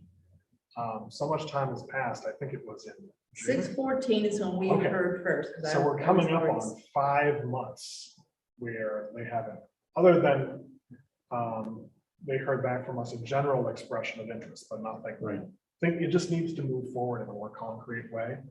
And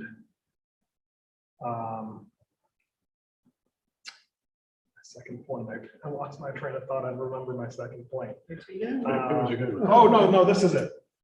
That I think that it would be very helpful if you're going to speak to the Public Works Planning Board about the context of this, to begin not with John's presentation in September, but to go back and send to them and encourage them to look at the video of the presentation that Hopkinton made, because I think some of the misunderstanding is that I don't think people appreciate this began with Hopkinton didn't come and just said, we want you to open up your whole water system so that we can run MWRA water in Hopkinton. It began with that was the request plus an offer to fund capital improvements to Southborough's water infrastructure. So that's why I think I viewed it, and I think other people on the board viewed it as an opportunity that we should explore. It doesn't make sense not to explore it. That's the reason why I think we want to move forward on this discussion. It's not that we've made a decision yet. It's just an opportunity that should be explored, and there's no way to do it without getting back to the other side. It's now been 5 months ahead of it. So because if we can't come with the deal, there's no, we can't come with the deal. We're done. And so how do you know when you get a deal unless you sit down and, write down the things we'd like to see in a deal, and then go sit down with Hopkinton and see whether we can put that deal together. Yeah. So, okay, so it sounds like you agree that the next step is the executive session to start talking about the terms of an LOI, what we think should be in it. Okay. Yes. All right, and what do you think about John Butler continuing to be involved as he has been thus far? I think it's a good idea. Sam? Ditto. Let's see. Lisa? Ditto times 2. So I'll get to that, but I have some comments first because I agree. So I think one of my questions is, do we know yet what roads are going to be impacted and or which neighborhoods by adding pipe, et cetera, so that we can put that on our website so people know what we're talking about? Because I don't think I could answer that question. I don't know. I think, again, and some of this goes back to, I'm slowly putting together the response to a lot of the questions that Ms. Wiz have brought Okay. forward. But the overarching theme of some of this is it's way too early to tell. I mean, Hopkinton went to town meeting, they got their engineering and design money, but they've done minimal things so far until they understand whether there is a relationship to be had here. So it's really kind of early until you decide what you're willing to do. And again, as Mr. Dennington had said, capital improvements, you may decide that, well, you want to do these capital improvements. We'd like you to do these capital improvements. It's more important for us to do more looping into our system, and to do some of those things. So I think it's too soon to identify where that work is going to We happen. know generally, But- the power guys will say this part of town is where the connection has to be made. Right, but in terms of saying certain streets, I mean, But I'm even okay with generally, because I, like, let's say we're talking to, well, Pine Hill's not a good example because there's no water up there, Chris, but at Don't least. ever forget that. I won't forget that, but at least we know it's not gonna be from Pine Hill, right? So we know where the pump station is, right? So I think just identifying where at least the sections that could be impacted, I think that would be helpful for people to know, And we know where the Hopkinton intake point is. right? So Well, like, I don't know where the Hopkinton intake point is. It's in the southeast corner.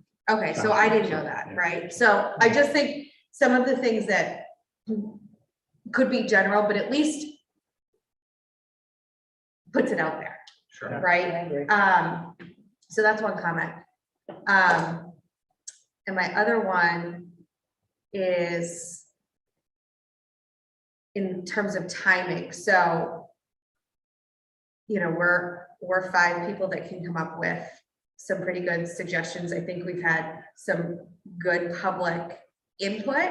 I think there's probably more to be had. So so let's say Public Works Planning Board meets and they have some things that they think of either from prior experience or whatever that they think we should know in an executive session environment. Like, do we want to ask Public Works Planning Board to provide us, are we having an expectation of them to give us feedback so that we can utilize it as we're thinking through all of these things that aren't necessarily in an open session?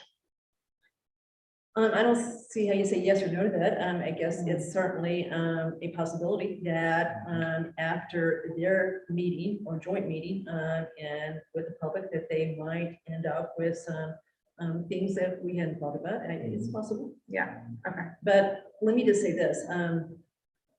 Mr. Butler has done a really, really, really deep dive in this. So I still think that the better path, not the only path, but the better path is to go forward with executive session and see what we come up with.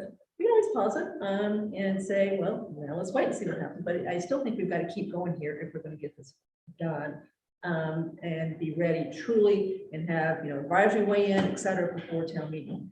So I still think that we should not wait for that meeting to take place. We still go ahead and schedule this so that we can start truly rolling up our sleeves as far as the terms we should think that need to do in there.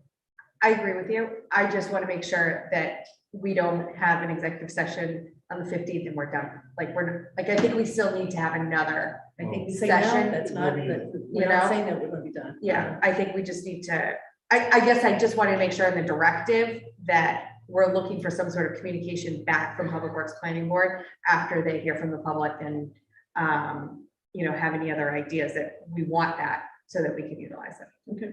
And I'm not sure how much technical input we're going to get from Public Works Planning Board. I mean, none of us is an engineer. You're one of Mr. Boland. 5, so. Mr. Boland is the closest we have. But it could be the public Yeah. input Yeah. at Public Works Planning Board, right? Absolutely. I think, we've had good public comment here that has generated some of that. I think an important aspect of that is technical expertise to answer questions from the public.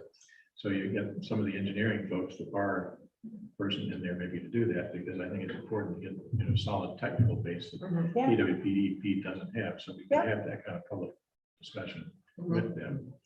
And you're right, maybe that process comes up with some suggestions or ideas or concerns that we haven't thought about. So listen. So the one thing I just want to point out is going back to what Mr. Dennington said. It's been 6 months, it's going on 5 months since Hopkinton has been here. And we need to make sure we don't get into that analysis paralysis. Here are the things that we have at this point that we feel are, in a proposal to Hopkinton that we feel are important for us to continue these discussions. There may be others, there may be additional things to bring in, but this is what we feel is important to make a starting point. So I don't think that whatever you put on the table is, okay, this is your only chance, this is it, it's only this list. It's the beginning of the conversation, and I just want to make sure that, keep that in mind as you move forward. But I do think it's important to get our, first response out as timely as we can here and see what they think.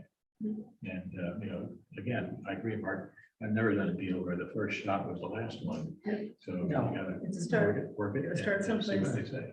Because everyone needs, it's just like any negotiation. You're gonna give me your best. This is where I think I want to be. I'm gonna tell you where I want, where I think I should be. They're vastly different places. And now we need to sit down and talk about what's realistic, where's the commonality. And, the best deal usually is when everyone walks away a little bit unhappy. And I understand that's not what you want to hear.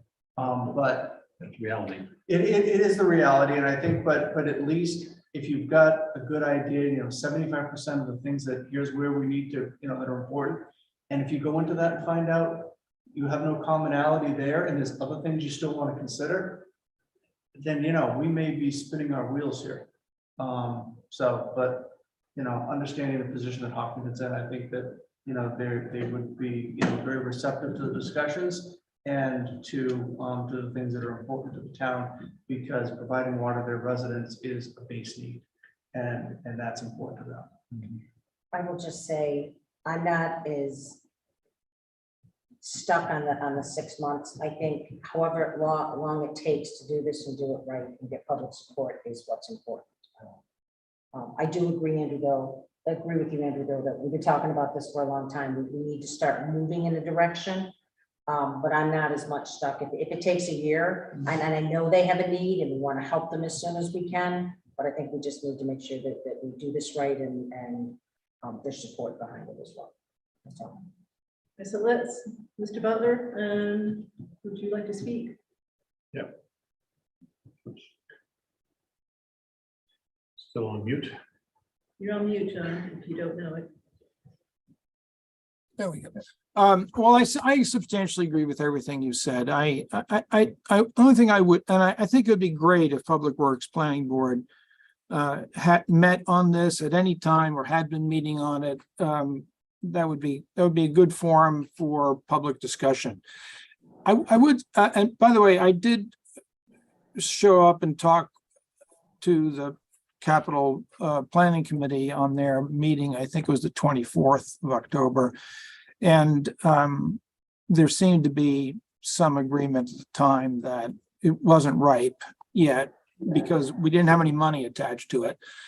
I actually would say at this point that if you as a board are considering going into executive session to talk about what you might want to propose to Hopkinton, I would say at this point it'd be better for capital to hold off. I think you don't really, I think you might not want a discussion right now about spending related to the Hopkinton proposal in a public session of capital planning until we have some numbers that come back from a conversation between your board and Hopkinton about what the shape of a deal might be. It would be better to have that process attach a money number to this before it gets to capital for consideration than to have them speculating about it right now, is my view of it. So, I think that, but on the other hand, Public Works Planning Board can discuss the whole subject, which would be great. I don't know what it takes to make that happen, but I think if you write to them, maybe that'll do it. It would be good if they did. I would say, by the way, that all of the input, every single one of these meetings, even though Ms. Galligan and I have spent a lot of time on this in meetings and thinking about it and talking to PAR and things, there still has been value to all of these public sessions and the board discussion. It's been productive. So I think it will continue to be so. But I think it's a good idea what you said, to take the next step, to get something in front of, that you think is good in front of Hopkinton. Thank you.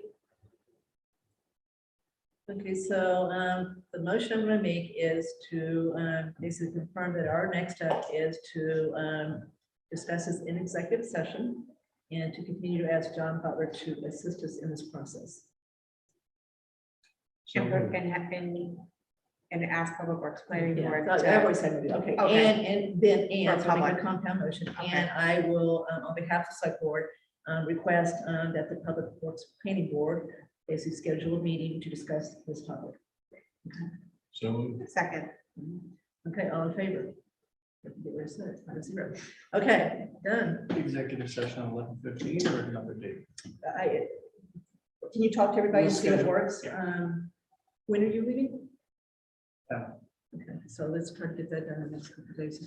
Sooner the better as far as I'm concerned. Mm-hmm. Okay, last topic, which is the discussion of potential, what we know now as far as potential non-money, non-budget warrant articles for annual town meeting on March 25th. So we just going to try to listen tonight so we kind of have an idea of where we think some things are going. Okay, anybody want to start? Chelsea? Sure. Yeah, so the opioid settlement money, we need town meeting in order to release those funds. Really? Yes, Yes. Really? yes. Unless the state makes some omnibus decision on another process. All right, so we got to appropriate those through Yeah. town meeting. Correct. Okay. I have two non-fiscal ones. I don't know if you have. Yeah, that was on there. Can we stand up for a second? So we got one slug in the door, right? So we're going to appropriate that slug and not the whole thing, right? It's the slug. Right, yeah, so, Or. Well, so- Yeah. well, I think we'll We're not doing the appropriate whole the whole, settlement, the well, whole- it depends on, we're still waiting on guidance on if you have to be specific about what it goes to. And I think I've been tasked with meeting with our finance team to figure out what kind of mechanism are we gonna use for this, so that, because the money doesn't run out at the end of the year, so we're gonna put it in its own warrant article like we do for, So you're in charge of this. You're going to lead us as far as what Yeah. we can and can't do. Okay, Yeah. so. So I'm all right, working on it. So designated. yeah. And you keep Sarah Castle. I told Yes. her, you know, that. Yes, So just I'm keep up, her yeah. posted so Just she been knows meeting what's with the chiefs and with Heather And with- Alker and, yeah. Yeah, going on. All right, so, okay, opioid settlement number one. yeah, Next. that's all I have. Okay, Lisa. I have two, potential. In having a conversation with Lori Lavoli in the last month or so, she mentioned there's some things in the downtown district that might need to be corrected. So I'd like to work those things out with her potentially, but to put a placeholder for revisions. And then I would also like to ask historical if there's any changes they want to make to the demolition delay bylaw after their meetings with Jay Telenet. So those are just two potential placeholders that may come to nothing, or there may be some changes. Those were the two I had. Thank you. What do you think about, I mean, this is not ours, it's planning board's call, but are they going to bring back the two articles that? I would assume so, based on, you know, their discussions they've had. I would imagine so. Both of them? Yes. As a Um, placeholder, I would say yes. See, placeholder for National Grid property. okay. That's it? You can't tell me you didn't see that coming. He held back as long as he could. I'm many things, but persistence is one. I know Mr. Cybers for a long, long time, and yes, persistence is definitely a catch described. Right, It's a good thing. It's a good Character thing. flaws. Main character. Okay, Andrew. So I have two. One is we should have a placeholder for the warrant article that Dorian Jasinski had suggested on behalf of Shopsy about transfer of funds into the Affordable Housing Trust Fund. And this is really just a kind of vague idea at this point, but is a placeholder for potential article regarding the conditions to issue a special permit for an accessory apartment. And it kind of falls a little bit under the select board goal of diversity in housing. I had a very general conversation with Mimi Luttrell, because I don't think it makes sense for the select board to do anything that's related to zoning without at least, letting the, and I think there was some interest in maybe hearing what we might have to say. There's a rule in the current zoning bylaw that the total cumulative number of accessory apartments permitted by the ZBA since January 1979 shall at no time exceed 5% of the total number of one-family homes in Southborough at the beginning of the year in which the application is filed, etc. So it's basically, it's a provision which is more restrictive of accessory apartments, and the trend generally has been to make it easier to have, by accessory apartments, I mean, the so-called in-law apartments. To just study this and see if there's any consensus around modernizing it. It is something that maybe is more of like a, if we are going to regularize the practice of having a fall town meeting, it is maybe more of like a, it's kind of straddles there between the annual town meeting and a special fall town meeting, if we're going to kind of prioritize zoning and land use things on a fall town meeting.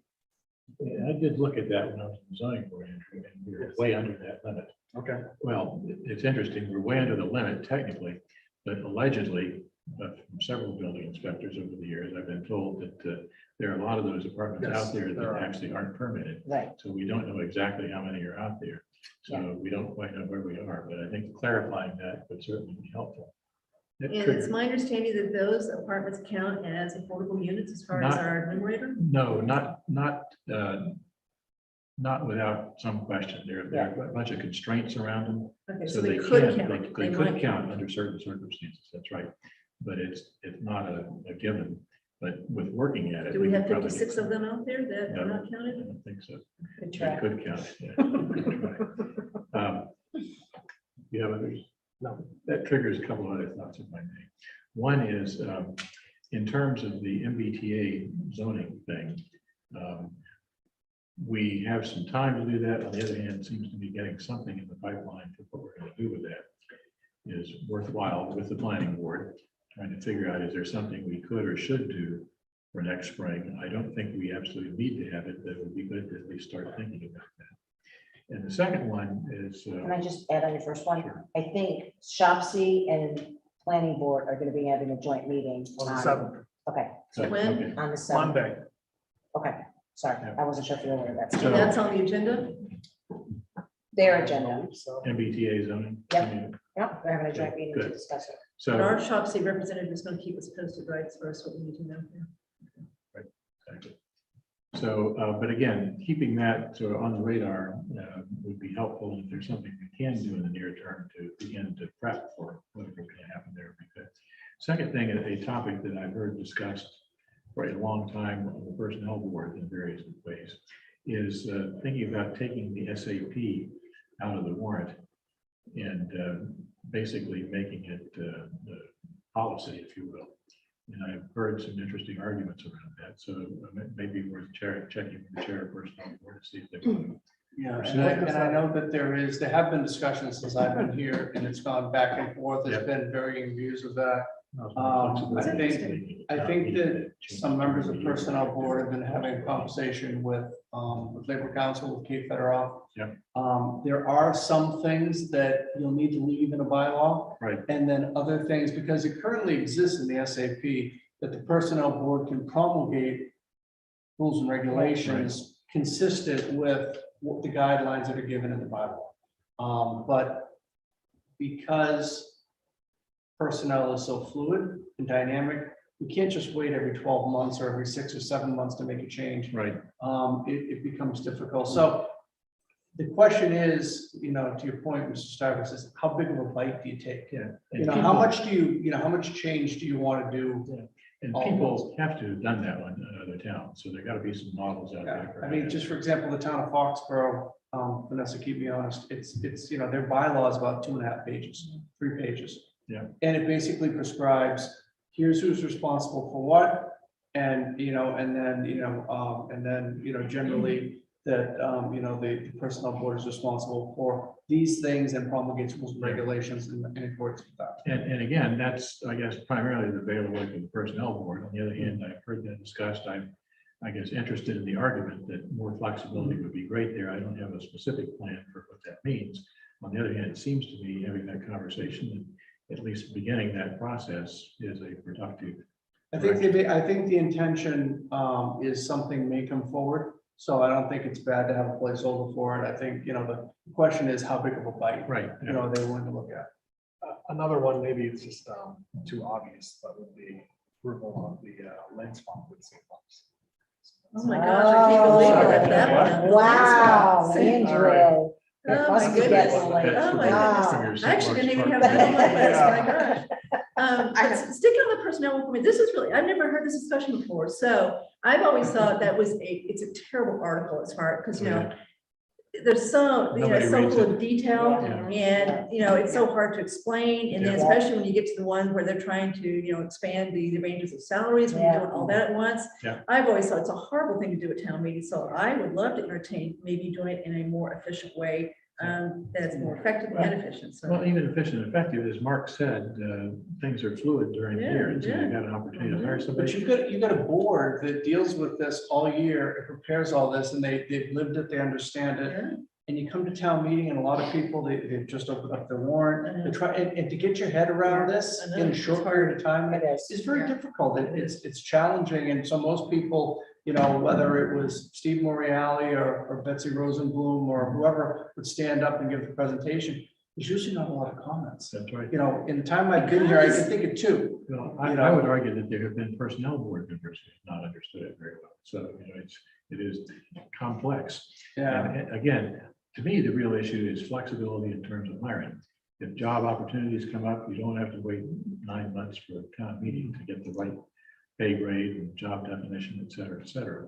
And you gotta be careful about that. You don't want to open it up to, anything can happen.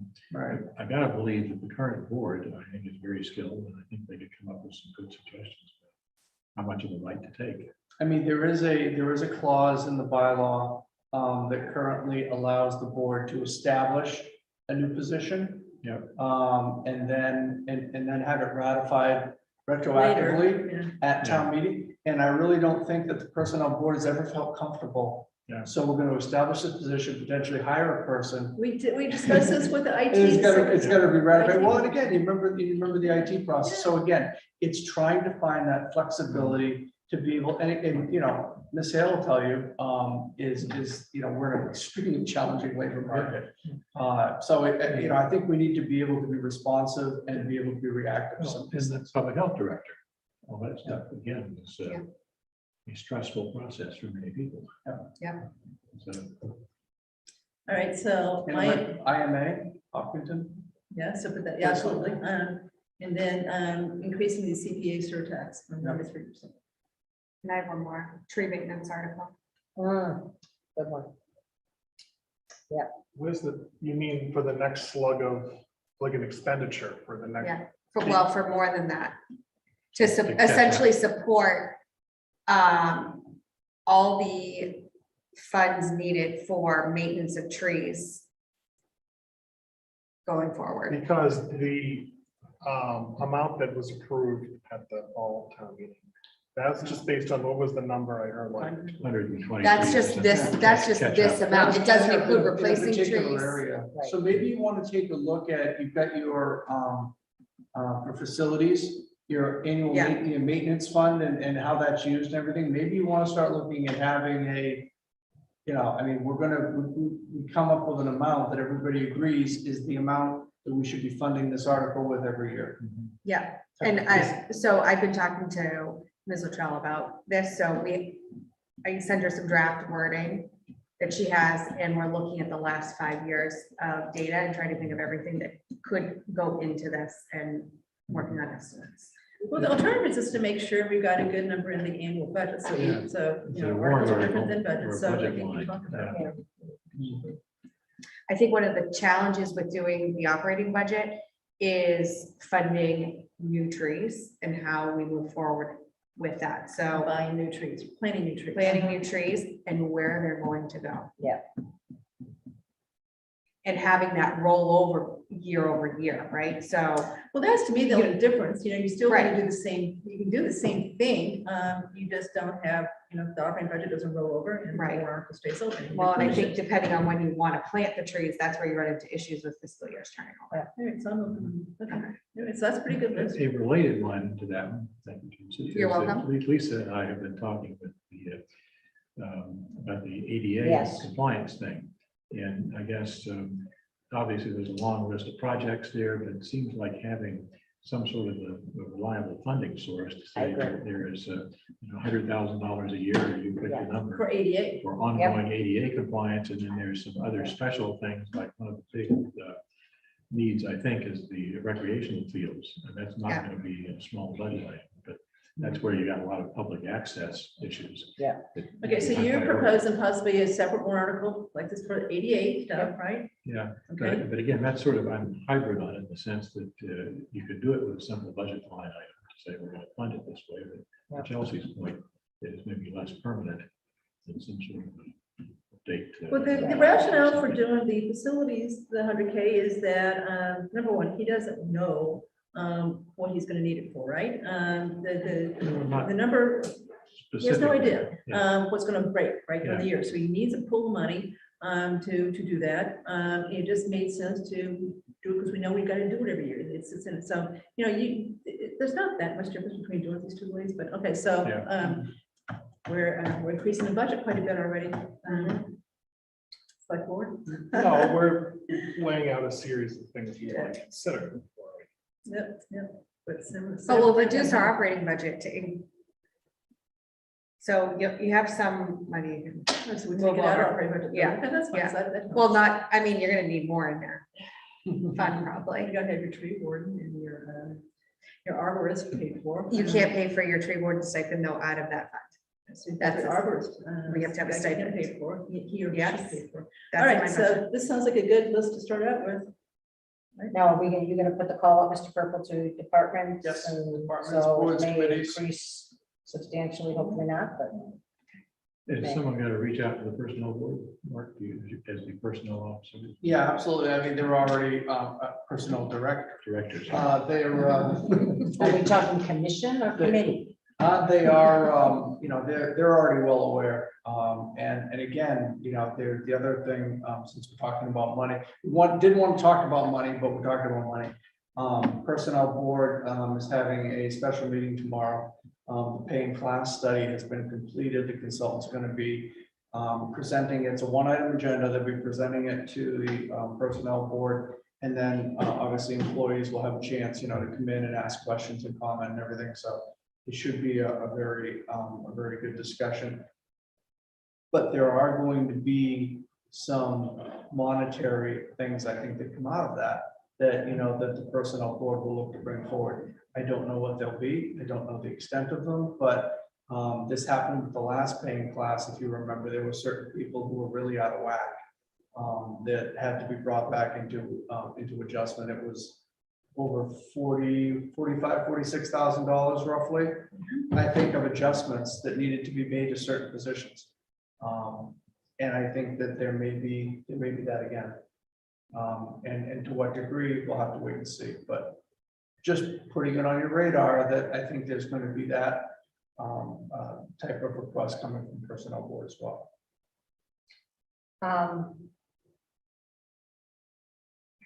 Trying to think of fits within the four corners of this line item or.